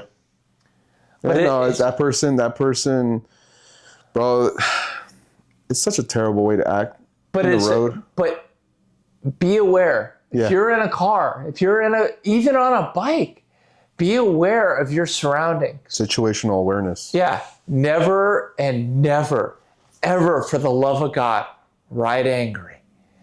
Angry or in your head is when things happen. And I'm guilty of it. Yeah. I've done it. And I've had close encounters because of it. But that day, I was clear-minded. I was like, I'm just trying to go home. And that day, I might have not ended up going home. Yep. So ride aware. Be safe, you guys. I mean, always position yourself in a moment where if something does happen, you can get away. You can ride away. Yeah. Always leave your gear, or always leave your biking gear. Don't ever go in neutral. Like, you look at your rear view. Always check your mirrors. You're great at it because you can make your left eye go that way. You can use your right eye to look at the rear view. But it's a little joke. I'm always messing with him. He can watch his 6 and his 12 at the same time. But no, always maximize your safety. Position yourself in a manner where if something does happen, you won't go down a certain way or you won't be sandwiched between two vehicles. And that's why in California, we have lane splitting and lane filtering. Lane filtering means that you're filtering to the front of traffic. Now, I see so many people do this, and I do it too sometimes. I filter the front and then pull in front of the front car. I've heard from CHP, but also from EMTs and paramedics, don't always do that. Yeah. Just filter the front and stay in between those two vehicles. Yeah. Because if one of those cars gets rear-ended, you're no better than if you got sandwiched behind a car back there, because those cars shift forward. What if this guy lets off his brake? Boom, he smacks into you. But you're more likely to survive a hit from the tire. Like if a car rams into your tire and you go back, you're more likely to survive that compared to being sandwiched between two cars. But they say the leading cause for motorcycle accidents is just even a tap to your tire and you going backwards and hitting their hood. Yeah. Fractures your spine is the most 100%. common accident. From that and the whiplash to your neck. Yeah. I mean, for some of us, if you got gear, you're going to be fine. You'll be Guys like better me, off. You're going to get fucked. Yeah. Yeah. But that's one of the leading fatalities is impacts from behind. So always check your mirrors when you're sitting at those lights. You see a guy coming on too fast, maybe you just tap your brake like 1, 2, 3 times so he sees you. Yep. I mean, or she sees you. That's why I bought the flicker mod that I was telling you earlier. Yeah. I hold my brake and it just... Yeah, and some guys, a guy in a concourse group that I'm a part of, has this mod for his concourse, but you can get it for sport bikes, road glides, everything. It flashes your parking lights, not your turn signals, but on the concourse we have 2 lights in the center. It varies from bike to bike, but it flashes those lights. Just not super fast, not too super slow, but it just flashes them. And when you're riding through traffic, people see that. Yep. Certainly at nighttime. Make yourself visible. As they say, the triangle of lights. You have your headlight, 2 fog lights. Your headlight, two lights on, like the running lights that are on people's bars now, on Harleys. Those turn signals turn into running lights. The triangle. People see that, they identify a motorcycle. They see a single headlight. Oh, maybe it's a car with a blown headlight. Or maybe it's a car and I can't see their other headlight. So make yourself visible. A lot of guys and gals run amber. I'm actually going to be setting up 2 amber fog lights to be set up underneath my mirrors. And that'll give me my triangle of light. And that's also to be visible. They see amber, they don't think car. Yeah. You see amber, you think motorcycle or an emergency vehicle. So it's safe to run amber in the state of California. I can't speak for every state. Not factory orange. But amber, yes. Factory amber, orange. you can't run orange, but you can run amber. Which is really fucking weird because you can tell the difference, but whatever. Yeah. DOT, they'll pull you over for that kind of stuff. Yep. Well, CHP. Also, they'll pull you over for too much light.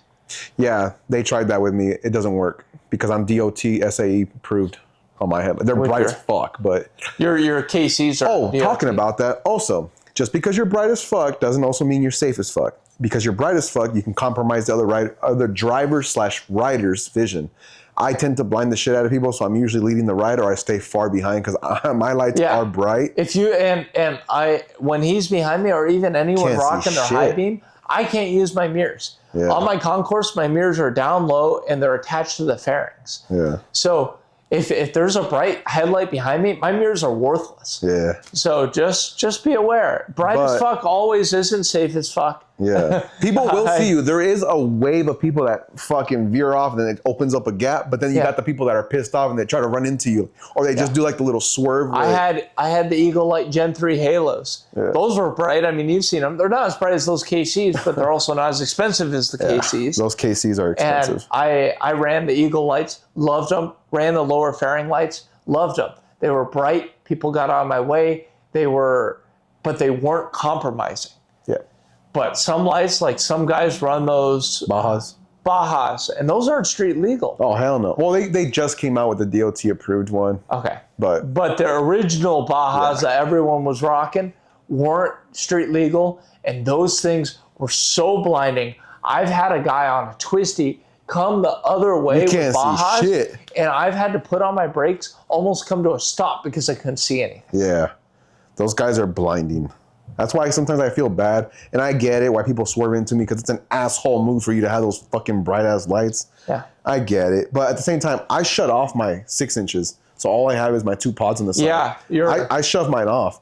And when people high beam me, boom! The power of God right in your face. And they're like, what the fuck? And they were not expecting for me to get brighter. Yeah. But no, yeah.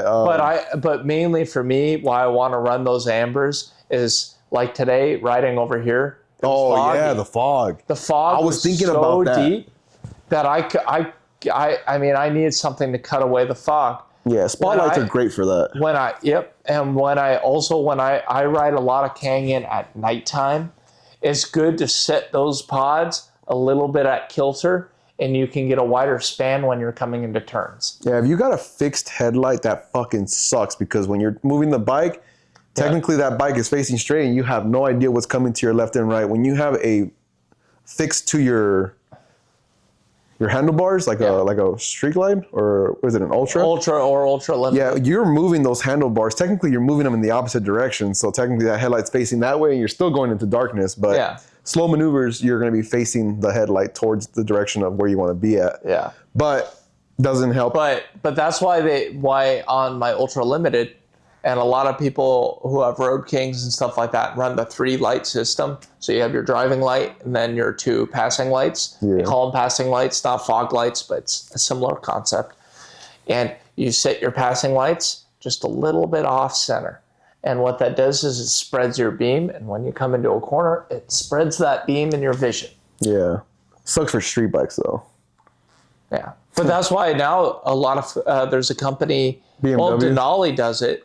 No, Denali lights. Yeah. They have a setup where you can now attach 2 small pod lights to your forks. Oh yeah, a lot of companies are coming out with that. And a lot of other lighting companies are doing it, but Denali started it with releasing it for Hayabusas, Concourses, and any of the BMW tours. And they mount onto the back bracket of your brake calipers, and they sit right there at the base of your forks. Have you seen that one company, 810? They have the one that goes into your axle area. Yeah. Or I think they go onto your... No, just like if you were to run those sliders, they go through and they attach right there, Yeah, that's freaking crazy. It's very, what is it called? Not genuine. It's called ingenious? No, when you come up with stuff. Inventive?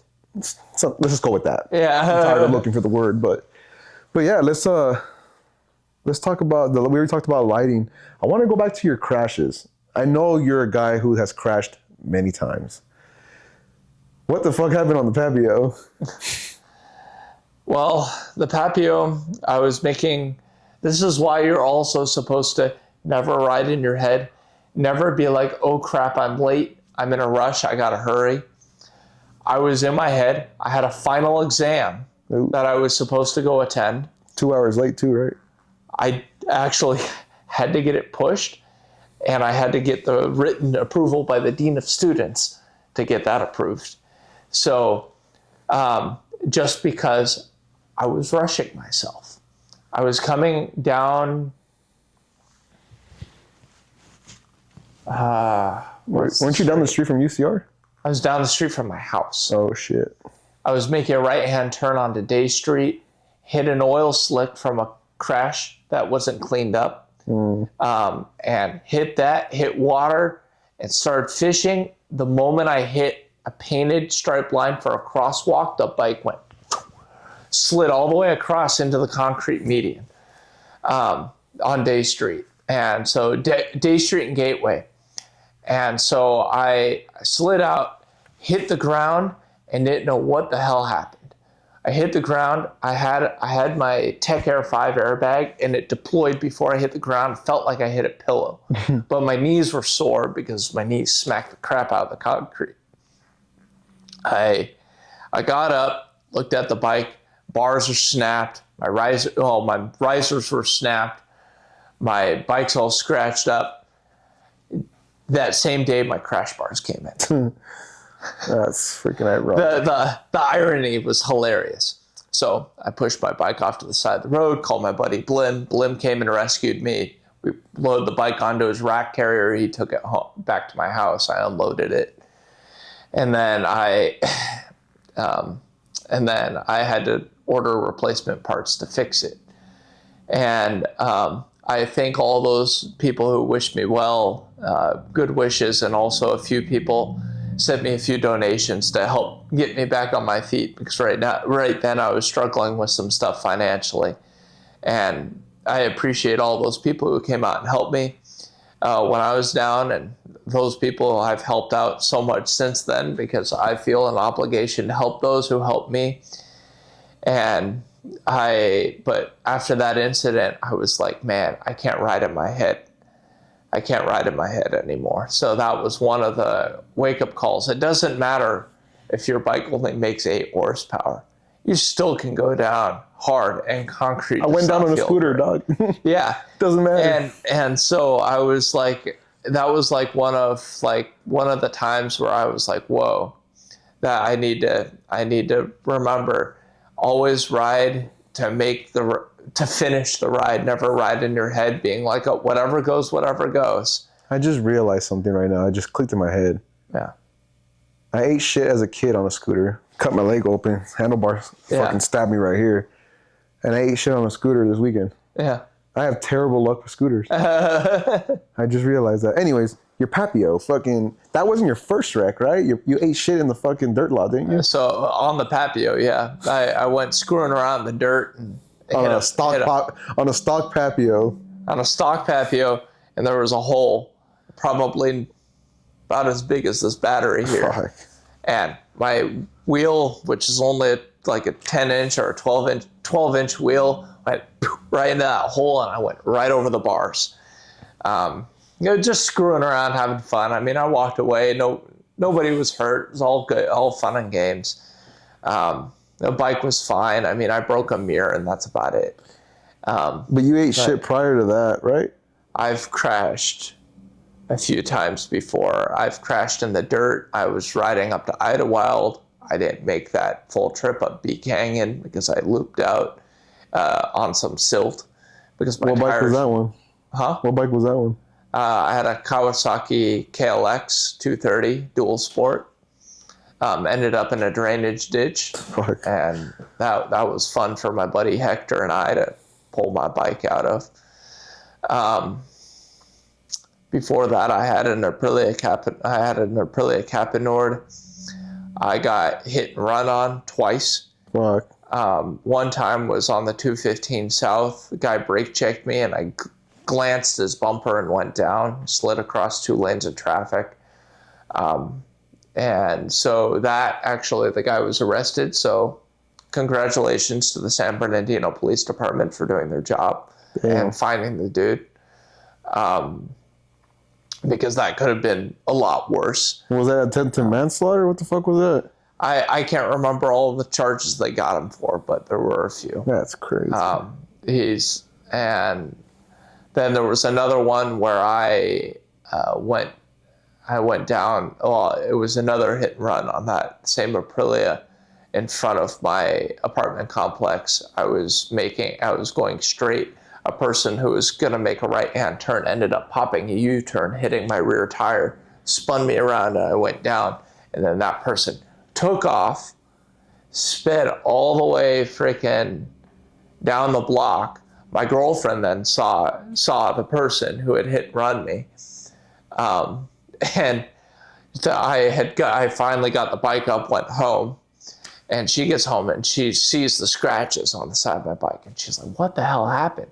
I said, I got hit and run right in front of the apartment complex. I'm going to go start looking for security footage. And she was like, oh, I just saw that car like take off. So that person ended up getting apprehended. Turns out they had another hit and run against another vehicle, unlicensed, uninsured, not like just bad all around. And so that's why I also stress cheap insurance, a camera like this Insta360, or like I have on my helmet. Oh, my helmet's out there. A DJI Action 4 or the Action 5 is the new one. Having a helmet cam or a 360 camera or something like that is great for insurance purposes. And if another one of your friends who you're riding with gets hit, it's great so you can have another point of view to send insurance. Yeah, because this whole he said, she said, everybody. He said, she said, the motorcyclist will likely lose. Yeah. Which is sad, but it's the truth. Or he said, she said, in the state of California, they'll call it 50-50. You go fix your damages, you go fix yours. Yeah, I had a fight that when some chick literally ran into my bike on base in front of a military police officer. Yeah. I'm eating Panda Express, right? I'm on my lunch, parked my bike. I just got my CVO, dude. I didn't even have it for like 2 weeks. Eating fucking my Panda. I'm just enjoying the weather. I'm like, wow, dude, I can't believe I own this thing. Boom, side swipe in front of no other cars. There's no cars parked next to me. Some chick just side swipes my bike, pushes it forward, leans onto its side. Gasoline's leaking everywhere. I don't know why it was leaking gasoline. It could be the overflow lines, but gas was everywhere. Oh, probably what happened is it leaked up and then into the drain. The overflow lines? The overflow. Yeah, that's what I was thinking, but there was gas everywhere. So then I was just like, well, I'm not going to pick that bitch up. I have a messed up spine from the military. Yeah. So then I told the MP officer, like, can you help me get it up? He's like, you're on your own, bro. I was like, what? Fuck it. I'm tired of dealing with this shit. Picked it up, hurt my back in the process, had them call an ambulance because I really pulled something. I didn't realize it because I had adrenaline. I pulled it up. We started doing all the paperwork, stuff like that. She was at fault because I wasn't even on my freaking bike. Come to find out later on as the process is going on, they were trying to do 50-50. I had to repair her car. I was like, for what? I wasn't involved. She smacked my car. She smacked my bike. I mean, my bike, yeah. Yeah, she smacked my bike, literally tipped it over. That's her fault. Let her insurance deal with that. So I get you. But at that point, a camera wouldn't have saved me because she hit it parked. Yeah. What kind of insurance does that? Yeah, but for riders, when you're riding, cameras can be a lifesaver. That's why I usually try to have my 360 rolling, but I've been getting really bad at that. I don't activate it. I got to get a new mount to run my 360 because all got stolen in the bike. Yeah. But, yeah. So many people hit me up after that, the second theft, and was like, hey, you should start a GoFundMe. You should start this. You should start that. The amount of negativity you'll get for starting one of those. I did when I had the issue with my Papio, when I crashed my Papio. Got so much negativity for it. I was like, I don't even want to deal with that anymore. People are so negative towards people who have either dealt with any issue or hardship or anything like that. When the second bike was stolen, everyone was like, oh, it's probably insurance fraud or insurance scam. Or I'm like, why the hell would I do that? I'm losing money, bro. Like, I just dumped countless hours, countless dollars into setting up a bike to how I exactly want it. Why the would I want it to be stolen? It's just haters, man. So I was watching it as it was happening. I was just like, these people are fucking stupid. I'm gonna let them keep talking because I got to hear what they got to say. Yeah. I'm like, oh my goodness, you don't even know. I'm like, yeah, but it kind of makes you, well, after that second one, it made me really realize who was in my corner and who wasn't. And for those who are in the Riding with Cam chat, or if you want to be in it, shoot me a DM. I thought it got shut down. It did. I recreated it. Oh, you did? After the investigation. Oh. I had to shut it down for the investigation. Oh, I didn't know that. I'll re-add you to it. If I thought it was more of a like you just needed time to chill and just stay away from everything. No, I was supposed to be completely off social media during the investigation, according to the lawyer. Oh shit! I didn't know that. Yeah, they were like, we don't want you on social media. We don't want you promoting anything. We want you just sit back for 2 weeks or so and then recreate it. Oh shit! Yeah, so, I had. So no that's idea. why I left so many group chats. I left so many collaboration chats and stuff like that. I was like, I can't be in any of this during the investigation. And once the investigation finished, they sent me a message. You're good to resume back to your normal stuff. So I recreated the chat. But for those who are in the Riding with Cam chat, I think almost every single person who's in it there has been nothing but supportive. And so I've been appreciative for those who are in my corner, those who have helped me through this. I think chats just get me in trouble. I think chats just get me in trouble. Yeah. I'm very blunt. But I like to joke and roast on everybody, and then everybody gets offended. So then I just stop. But yeah, I hope to be on a Harley again eventually. I can't wait to see what you get. I'm gonna be. I might be taking a different route. You might not see me on a bagger. Oh fuck. Yeah, I've been looking at getting like a lowrider ST. Oh, I thought you were gonna hit me with a Pan America. I'm about to say, yo. I've been looking at doing a Pan Am and then turning it into a race bike. Yep, that's what I plan on doing myself. Yeah, I want to do it like a super hooligan bike. Yeah. Have you seen that new bike Kraus did? The Pan Am? Yeah, didn't they put an FXRT? No.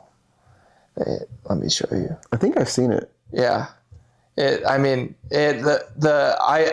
what I've been considering doing is either do a Pan Am or buy like an Indian FTR. Or get like a Sport Chief, Lowrider S, Lowrider ST, one of those, or a dream bike since I've been a kid, buying a Fat Boy. I've always wanted a Harley.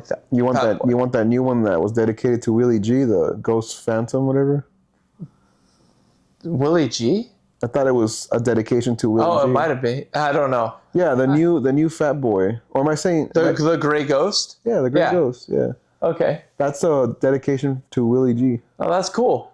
Yeah. No, I don't want the chrome. Dude, it's badass. I had a Moto Guzzi V7. The first bikes I ever bought myself was a Moto Guzzi V7, and Moto Guzzi at that time had what they called the V7 Racer.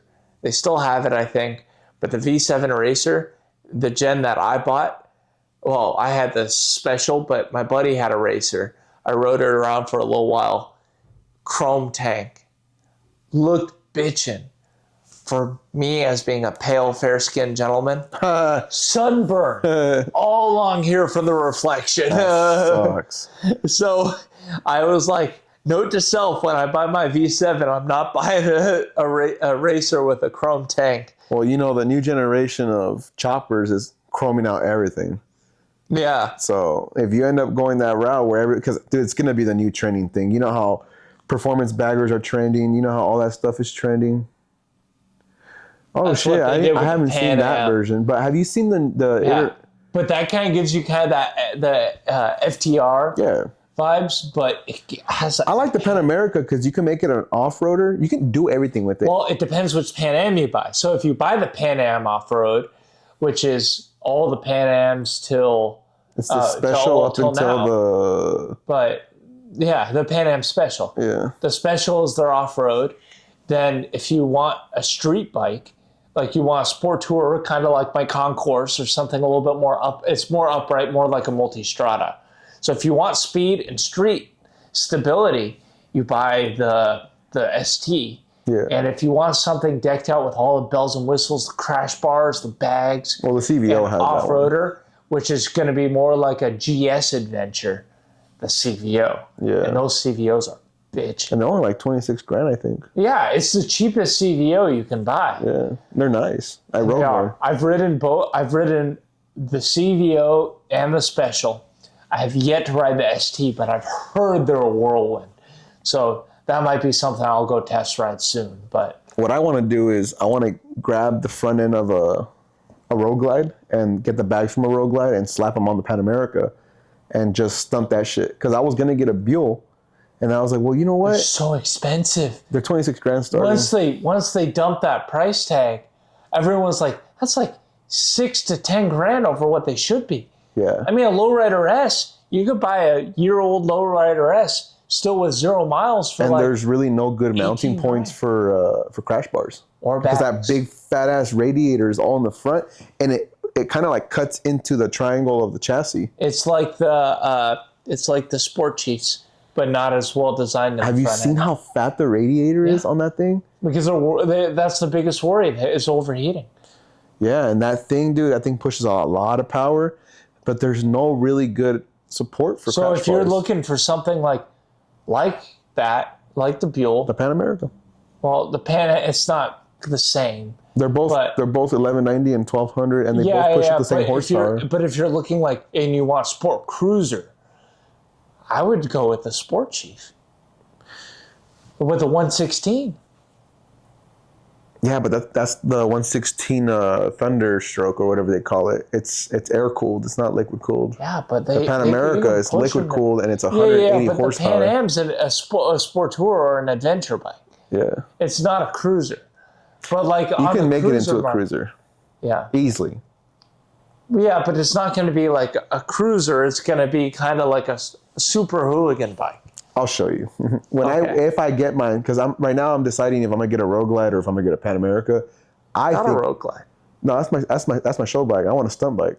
No. Oh, for a stunt bike. Yeah, I'm gonna chop the bags and everything. I'm gonna cut it to where I can do wheelies and shit. But you're gonna Talking about a CVO, you own it. yeah. Never it buy worth one. it? Never buy one. Don't buy one. They're stupid. Listen to that. Don't buy one. Yeah, you can literally customize your shit to be Yeah, better than that. just buy like CT's bike and then customize it. I could make his bike into a nice ass bike using our parts, our paint jobs. Your CVO, how much was it out the door? 55K. And then I put like a little over 25K into it. Do you know how much CT? I think CT I think paid he like 30. paid 30. So for 25 grand more? Yeah, fuck Freaking that. throw a cam in it? Like those new 117s are still pretty fast. Oh no, they're Throw a very cam. fast. No, they're faster than my bike. So that 117, all you need is I think it's Impact or I think it's Thunder Max. Throw one of those in there. tune? Faster than mine. Yep, that's it. A cam just makes it even crazier. Listen to that. Throw a cam in it and then freaking Thunder Max and or then an throw Impact. a Thunder Max and tune it.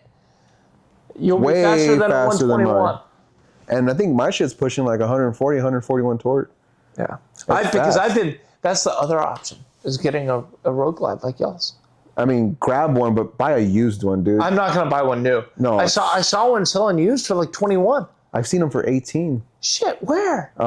There's this guy I know. His name is Young Fatty. He sells them between 15 and 18. Send me I'll one. I'll send you his IG. Yeah. He basically he gets them from auctions and then just builds them back to normal. And Oh, so they're like salvaged or something? I think they might be salvaged, but I think he gets them with a clean title. I don't know. I have to ask him. Okay. But I mean, Samoan Bruce, the guy that stunts, Yeah. bought his bike off of In and Out Performance, which is Young Fatty. Oh, okay. So- I'll have to check them out because I'm looking at a few different bikes, but I loved when I rode CT's Glide, and I loved riding yours. Yeah, my shit's tricked the fuck out. Yeah, but yours had the Thrashing 9.5s. yeah, Right now they have the I didn't 10. like it. I like how you have it now with the 10s by Custom Chrome.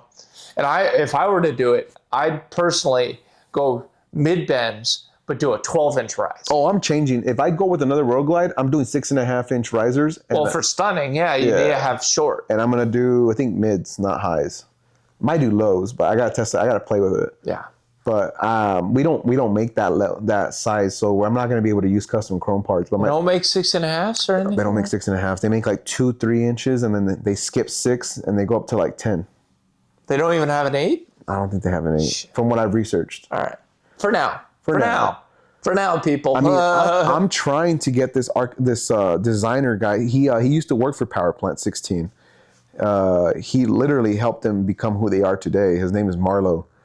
And I'm trying to get him in our team. And he used to be our custom chrome dealer back in the day when custom chrome was the hot shit. He's built so many bikes using custom chrome stuff like the RevTech engines, the chassis, the chopper kits. Do you guys still sell those engines? No, man, we're sold out. Like, we stopped manufacturing that stuff since Because those were really popular amongst the choppers. the 125s, the 110s, the fucking, I think they're like the 148s or something That's like the that. 100 RevTech over That's there. the 100. We got the 125, and then we got the 130 over there, I think. We have different stanchions that have them. Are you guys going to bring back your engines? So that's why I want to get that guy Marlo on our team, because he has the vision and the direction, and he has the design. He literally built, you know what the BMW R18 is? Yeah. He built that. He made the concept. Oh, for the R18? He's the designer behind that. He helped. R18's great, unless if you're over 6 foot. Yeah. Because those jugs are big. And they sit sideways. Yeah. The Boxer's great engine, super reliable. The R18, a brilliant bike.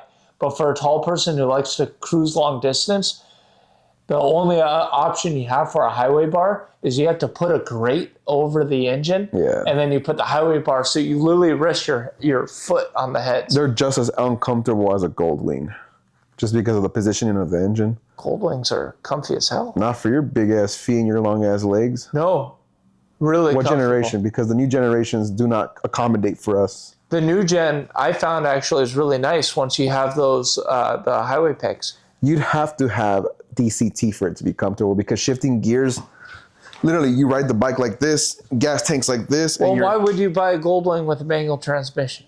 I wouldn't. I would only buy it in DCT, because shifting gears, and the handlebars are like this. They're positioned like this. So you're riding like this. And to shift my foot, you're like this. And they have they have mid-size floorboards. They don't have full-size floorboards. I know. Because of the space that you have. I've ridden one. Yeah, so you know what I mean. I don't know why you find them comfortable. I don't find them comfortable. They're cool for long distance where you can kick your feet out. Well, so I would buy it in the DCT. I would only buy it in the DCT. Yeah. If I were to buy a Goldwing, which actually has been one of the bikes I've considered. I won't buy one. is the Goldwing DCT Tour. I love road glides too much to go that route with the Goldwing. Maybe when I'm decrepit and I'm old and can't carry a bike anymore. The only reason I would do it is I would likely get the Goldwing for my long distance tour, and then I'd buy like a Harley Fat Boy or something like that to fuck around town. They look like Accords. Like they literally, when you're sitting on the bike, it looks like you're inside of an Accord. Well, they use a Civic dash. Yeah, the cluster. Yeah. It's out of a Civic. Yeah.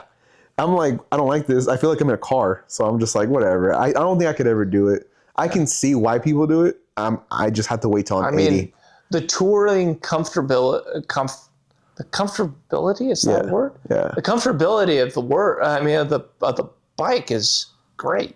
Yeah. But I do understand. But custom chrome, well, CC Rider, custom chrome. Oh yeah, I forgot we make seats for that. You make a seat for the Goldwing, lots of BMWs, almost every single sport bike on the market, but you don't make one for the concourse. Yeah.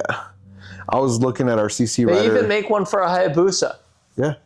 I was looking at our CC Rider, and I was also looking at our other parts of our company. I had no idea we made full-blown fairing kits, everything for every fucking bike out there. Oh, yeah. I had no idea. I thought we were just a Harley-Davidson parts company. No. We make fairings, fairing brackets. We make everything. I had a CC Rider seat on my race bike. Before you knew about us? Yeah. On my, I had a Ninja 400 race bike. See, that's crazy. I had a CC Rider seat. I've never heard of CC Rider prior to even becoming part of. The only reason I bought it was a cheap gel seat that I could get shipped to my house pretty quickly. And then I was able to pull a cover off of it and put my own custom cover on it, which had traction pad on it. And it was great. because I wanted the dirt bike like abrasive padding, like cover on it, so I stuck to it when I was Shit, riding. dude, talking about that, we have a seat, right? If you look at the top right corner over there, Uh-huh. that's suede. Or not suede, but Alcantara. Yeah. I had no idea how grippy Alcantara is with pants. Oh yeah, It's freaking grippy. So that's why they use Alcantara on race wheels. Yeah. Because when I used to race cars, I had actually a suede wheel, which is similar to Alcantara, just one's fake, one's real. Yeah. And then and my race gloves, my fireproof race gloves by NRG, literally it sticks to it like glue. Yeah, I had no idea that until I freaking tested it out. I was like, whoa. Yeah. And I like the texture. I like the way it looks on a bike. It makes for great aesthetics. Like the way it looks right now, I love it. It's great. But yeah, I had no idea, bro, that we sold all that fairing stuff and multiple series of bikes. Literally thought we were just Harley-Davidson. Yeah. Well, is there any other questions you want to ask me, or Your time, you're crunching for time right now. a little bit? All right. No. Other than plugging everything, you guys heard it already during our conversations. It's the Cam Closet. Cam's Gear Closet, Riding with Cam, and Sea Kid Photography. Those are my three Instagrams that I am active on. My Riding with Cam, all my ride info, plus any content videos I make. My Cam's Gear Closet, you'll see all the gear that we get in, either on donation or that we actually go out and purchase. And then my Sea Kid Photography, if you guys need a photographer or a videographer for weddings, quinceañeras, anything, or even if you want a photo shoot of your bike and a bunch of your buddies, let me know. He also he just started his partnership. I think it's official, right? Law Tigers.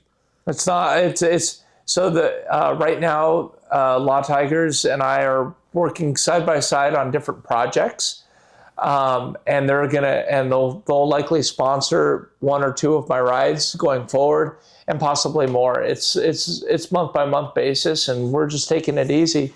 But I'm starting to meet up with a bunch of the different groups out and around here in SoCal, and trying to see who I'm going to bring on the Riding with Cam team moving forward, and who we're going to be working with. And I think it's going to be a really great group. Yep, you already know we have the support for you, and you know that we are going to look forward to trying to collaborate with you, with Jimmy, with Law Tigers. We're just looking forward to just collaborating, see what we can do for you guys, provide you guys with some level of, whether it's financing or parts, raffling, something, Yep. And eventually we'll get more apparel. Right now we're out. Yeah. We only have enough just for the giveaway that we got coming up.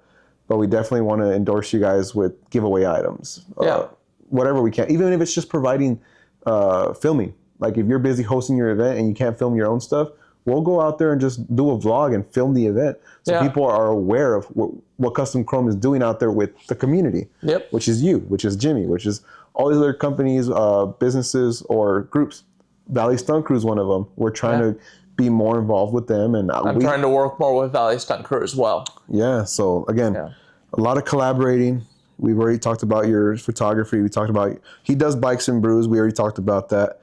But I just want to make sure we get all key points out there for Cam. He does a lot of great things for the community. And I'm looking forward to hopefully embarking on a journey with his Cam's Gear Closet through Custom Chrome. But I have to wait till Custom Chrome figures out their safety gear stuff. I haven't heard any feedback on it, but we are supposed to be selling helmets. We already have gloves, but it's not our gloves. We vendor for them. Yeah. We just partnered with them. So hopefully we can do something with them and help you out. Talk to the owner of Five Gloves and see if we can try to, you said you know him, didn't you? Five Gloves? I think I've run into him maybe at like an event or something. But he came here and you shook his hand. Oh, Skip? Yeah. He's the owner of Five Gloves? I think he does something with Five Gloves. He was here for Five Gloves. So he was here for because he runs a discount motorcycle gear style thing out of his garage. So he sells used gear new gear that he gets in surplus. Yeah. And so if that's your connection for Five Gloves, I think or so. partial, then that would explain. Yeah, so I know Skip. He does He's one of the guys who I go out to go buy gloves and gear and stuff like that when we do our giveaways. But also, he's a guy I go to pick up gear for myself. So yeah. I just want to end it on a note with Cam has a ride on November 16th. We spoke about it in the very beginning, but I just want to make sure at the very end of the video that we address it. November 16th, Custom Chrome will be there. We will be there to support, film, potentially even have a giveaway for you. All right, that would be great. I spoke with Jimmy about it. I wanted to give it to Jimmy, and Jimmy said, "Nah, you know what? I think it's better that we do it on the 16th." Yeah. I had no idea that we were going to endorse any other thing during November. Yeah. And then he kind of gave me the idea. Right now, we're juggling with it. Yeah. So, and I know Jimmy, he's planning to have a giveaway item for it, I think, through his connection with Law Tigers LA. So I think Jen's going to bring out something. But you know how he said he's like heavily sponsored by, I think, Dominator Industries and all these other companies. I think Juan's going to have a few things. I'm sure I'll have one or two things from the closet. I mean, we'll have some really fun things that I might actually have to attach my bags to so we can actually take it all out there. So it's going to be a fun one.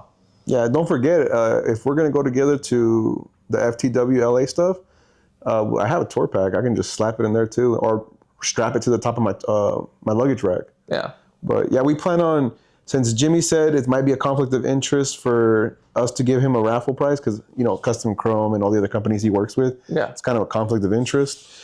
I told him, I was like, hey, we don't even have to worry about that, man. It's money value. We're just telling you, hey, we're going to give you $200 to raffle off or do a giveaway to. Whether they use it for, actually, let me rephrase that. We're not giving you an item. We're giving you a dollar value. So there's really no conflict of interest. We're not taking away from Dominator. We're not giving you handlebars like how they would. Yeah. We're just giving you money so that they can come over here and check out our facility. We just want to get our name on your flyer. So you're pretty much saying, hey, here's $200. That's it. And then we can go store credit. Store credit. It's not even a gift card. They come here, they purchase whatever they want for $200. If it goes over $200, they pay. So whoever it is, we'll just have a photo with them. Say, hey, he won it. He's going to come in and pick up some shit. Yep. No, we're just going to correlate name, ID, or whatever. He's going to send me all their information, and that way I know for sure that the person that comes in is them. Yeah. But he said he'll get back to me about that. If he accepts it, I'll try to figure out something for you, whether hopefully we get a shipment of apparel or whatever. But if not, if he doesn't accept it, then we'll end up endorsing you a $200 gift card for Custom Chrome. We'll take care of that at your ride. When we get to Neptune, we'll probably make the announcement. We'll probably plug everybody that shows up, name whatever you want to do. You know, it's not up to us; it's up to you. Yeah. And whoever wins it, you let us know. Yeah, we'll have everyone's name from start to finish. I usually put it in a wheel generator or something like that, and then we'll just spin a raffle, and then whoever wins. For this raffle, for the raffle this raffle at this ride, we will be raffling off. I'm going to be including, I believe, one set of gloves in the raffle from the Cam's Gear Closet. There's also going to be, I think, another set of gloves as well, which I think it'll be like a $5 donation to get put into that secondary raffle, which will then be a fundraiser for Cam's Gear Closet, so I can go out and purchase more gear for the closet and help some more people out. And is Cam's Closet a 501c, or is it? We make no profit. I mean, I haven't done all the official paperwork yet. I'm working on it right now, actually. I was just asking. But it's completely nonprofit. All the stuff that goes into it goes onto a debit card, and that's what I have to spend. I mean, so anything that goes into the closet goes straight back to the closet. So I picked up a jacket from Skip not too long ago to help a smaller rider. We ended up hooking her up. I donated the jacket to her. She's extremely thrilled she's getting into riding. That's also how I get some of the giveaway items for the closet. So it's a repetitive thing to help keep on keeping the closet open and keeping it going. So it's donation based. Whatever people donate in, either monetary or gear wise, goes straight back out to the public. If it's a new item, sometimes those new items we could either use as giveaway items, or we can also use them as fundraising. But for the most part, everything that goes in just goes straight out as a donation. Okay. We clarified on all that. So, yeah, I mean, this is the reason why we have the Custom Chrome podcast. We have this because it shows that, you know, people who have something to bring to the table, information, something like his Cam's Gear Closet, all of it is, everybody can learn something from everybody, whether it's a typical rider, somebody who does group rides, or it's a business. We all learn from each other. This gives us the opportunity to share it. And so you guys, I mean, we can just broadcast it and you guys can watch it, listen to it. And this is why I believe this platform is going to be something bigger than what it is right now. At the moment, you know, it's kind of small, but I believe that bringing on people, bringing more companies on board and bringing attorney companies on board, they'll be able to educate us a lot more on different scenarios like how you did. Mm-hmm. But that's the main goal, guys. Don't ever feel like you're not big enough to get your voice heard. Everybody has an individual experience that probably has something that somebody can benefit from. We all can benefit from him. He's not just out here to benefit himself. Actually, he's not even really benefiting. He's actually losing a lot of his time, a lot of possibilities that he could be making a salary elsewhere. But instead, he continues to thrive in the motorcycle community and provide a service for everybody. And that's the whole point of this, guys. You know, it's not about the selfishness of what we can do for ourselves and what can you do for me? No, it's not about that. It's what can we all do for each other. So I'm not trying to make money off of my motorcycle stuff. I don't. All my rides, I mean, I use the fuel as much as all y'all do to go out there and whatever. I do the planning behind the scenes.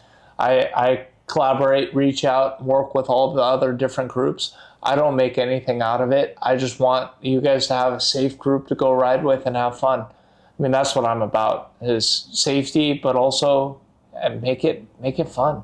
And I don't want to bore you to death with all the different statistics and stuff like that. You could Google them yourself. I just want to make sure that you guys make it from point A to point B in one piece. I've seen Cam firsthand. He's how resilient he is and how helpful he is to people, even people he doesn't really know or people that he does know. He goes above and beyond. I've seen it countless times. Someone goes down or someone needs a ride or, hey, my shit broke down. He's probably always the first one that responds. And I'm like, hey, props to you, man. Like, you're showing me the reason why I believe in you and why I believe in your movement. Anytime I've seen an issue, he's typically the one that shows up with his truck, with a helping hand, or does whatever he can, or make phone calls for people. He does it all. So again, guys, this is a great person to either one, look up to, role model. He's somebody out in the community that's doing something. This is why I invited him on. I feel like he's a very important voice to be heard. I think he needs to be bigger than what he is. A lot of rocks have been thrown his way. People have tried to scrutinize him and, you know, what is that word called when someone defiles your name? Defame. So he's been defamed, and I've seen it firsthand. And I tell everybody, hey, we all need to get along, and we all need to learn how to work with each other because he provides a service that most do. What do you provide? And most of the time the response is, yeah, I don't do what he does. Goes to show what kind of moral of a character he has. There's some people who last in the community and some people who just wash out. And typically the ones that aren't strong usually wash out. But that's not the point. We're not trying to talk shit here. What I'm trying to say is he has been thrown some obstacles, and this past year has been a hell of a tough year. Yeah. And he's only, what, 23, 24? I'm 23. 23 years old, and this guy has been getting jacked left and right, fucking falling down his motorcycle for the last year, I think, like, what, 4 or 5 times or something like that? Something like that.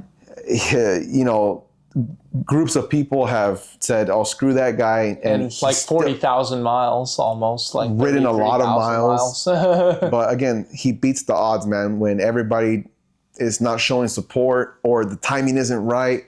The guy's still throwing events. He still believes in himself. This guy literally is the definition of... It's not that I just believe in myself. I believe in all y'all. Yeah. All y'all out there who come out and support my events, other events, whatever it might be. I don't care who you support. I don't care whose events you go to. But when you come out to mine, it's always a secondary home for everyone who comes out.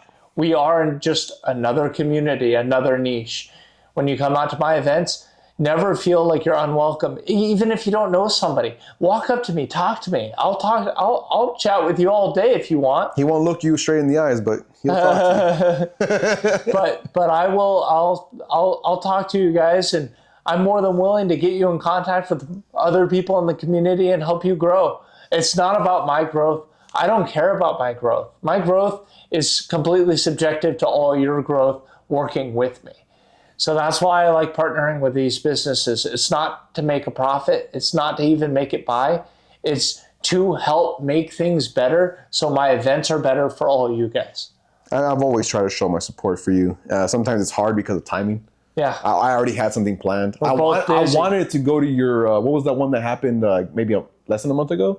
What was it, last week when we went up to... No, before that. It was... not when we went to Julian. I think it was Julian, yeah. Oh, no, so we did Julian's Pie. Yeah. One time, and then we did Josie's Hideout just recently. I think it was Josie's. It's the one that got canceled. Oh, that was Josie's Hideout the first time around. Yeah, so I wanted to go to that, but I had something that I had going on. I was like, damn it, man, I really wanted to go because, one, I haven't been to Josie's in a while, and I haven't been out to Julian for a minute. But we just did Josie's Hideout, a remake of it. We did Josie's Hideout this last weekend. Huge success. Oh. And we went and supported the Top Hatters MC and their... This past weekend when I was in Kernville, you had something, right? Yeah. Yeah, that I told you I wasn't going to make it. I was going to the Top Hatters MC's event at Josie's, and we went and supported.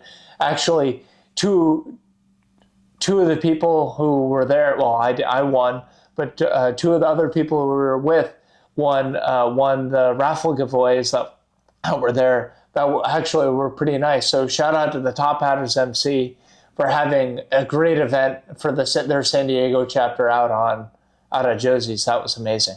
Yeah.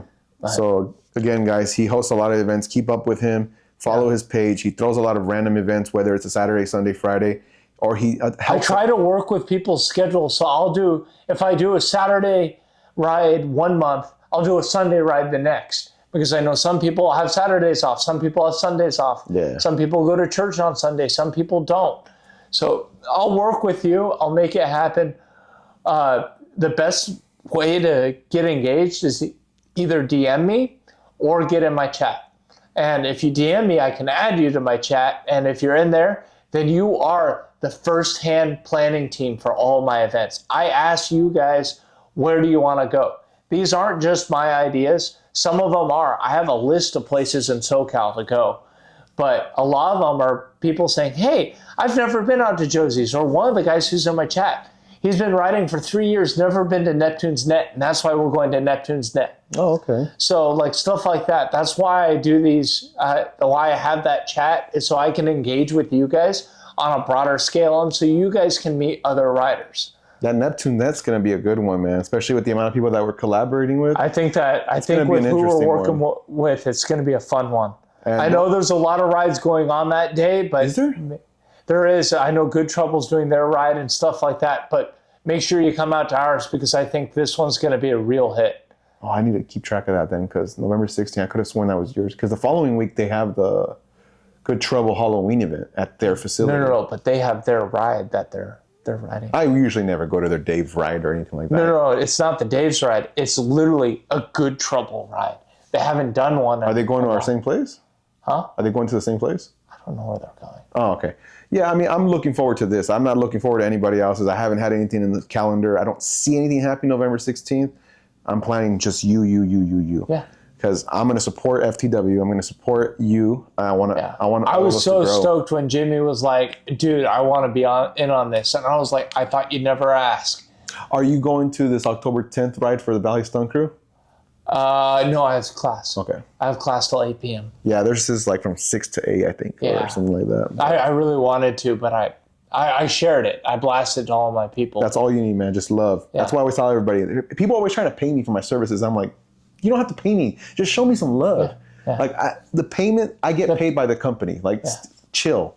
But people are like, oh, let me hand you some money. I'm like, it's not needed. Show some love, just like I showed you love. We did it at free service. Show me the same love. Exactly. So again, you did your part, man. Even if you didn't attend to it, you did your part, and we all see it. Everybody sees it. Yeah. But again, you have our support. Custom Chrome is going to try to support you as much as we can. Let's make great things happen. You guys heard it here. You guys heard everything he's up to. Contact him. He is also great at throwing some events. He can also, you do MC stuff or no? Yeah. Like MC, like mic.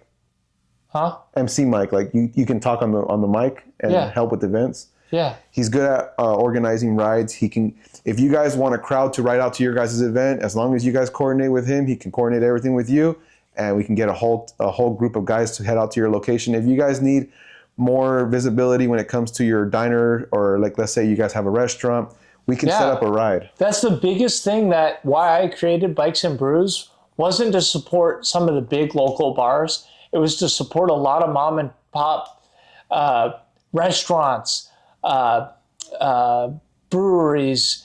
I mean, that's how it started. Was we were going to a lot of little hole in the wall places. And I want to get back to that and help support, because the biggest thing that I want to do is be able to spread the wealth amongst the community instead of just going down to like an In-N-Out down the street. Yeah. It's like, well, I'm trying to hit up these local places. Sometimes we hit some of the big ones like Josie's and Neptune's and stuff like that to spread the wealth out there. But if you own a mom and pop restaurant or a mom and pop brewery, or you're just getting started, hit me up, because I'm sure we can plan a ride out there. And we'll always prioritize the motorcycle community. So if you are a rider, or you are a rider who owns a business, and your business needs some traction, you need some help with advertising, some visibility. Also, my lot days that I do to practice, so you can learn different things, practice. Sometimes we do stunts. If the lot that we're going to allows it, will allow stunting, but if not, it's mainly just safety practice and how to learn different skills. We have one going on, I believe it's October 18th. It's going to be at UCR Lot 30. It's on my page. Go check it out. But it's going to be a fun one. But if you run like a small business, like let's say you sell little knickknacks, or you sell this, or you do this kind of service, or you're a photographer or a videographer and you want to get out there more, come out to those lot events, because you can meet a lot of cool people out there. But also, we love having small vendors out there. I know Ricky, my girlfriend, she runs her sweet treat business, and she comes out and supports those events. I'm looking to try to find more people, maybe somebody who runs a drink cart or something like that, that we can have come out to these lot events, so we can have vendors out there supporting the community, but also helping these riders out here. Great idea to throw out there, guys. If you have children and your children want to serve lemonade, have them serve Gatorade. You can't mess it up. Yeah, and it provides electrolytes. Or lemonade, both. I mean, come out and set up a jug or two and just charge like a buck or two. Bounce your ideas back and forth. I'm willing to work with you. Yeah, we welcome everything. If you're part of the motorcycle community, we welcome you first. After that, we move on to the outside world. If an outside business that doesn't have nothing to do with motorcycles, we'll consider them last. But if you're in the motorcycle community, we will endorse you. We will choose you. We will try to support you. Let's push your guys' business out there. If you own a taco truck and you like riding, come on out. Yeah, come bring a taco truck out to our events. I mean, I'm more than willing. We're always hungry. We're always tired. We're stunt riding, or we're doing maneuvers. That creates hunger. That creates an atmosphere for, hey, let's go get some tacos. Hey, actually, let's go do this. That's a good one, because we don't have a food venue for our lot day at Lot 30, and we are allowed to have a food truck there on the premises. So if you own a food truck, or you're a food truck vendor, and you want to come out and support, shoot me a DM, and we'll get you out to the event. All right. I believe we covered everything, man. Yeah. I think we're good to go. Let's just freaking call it a day. All right.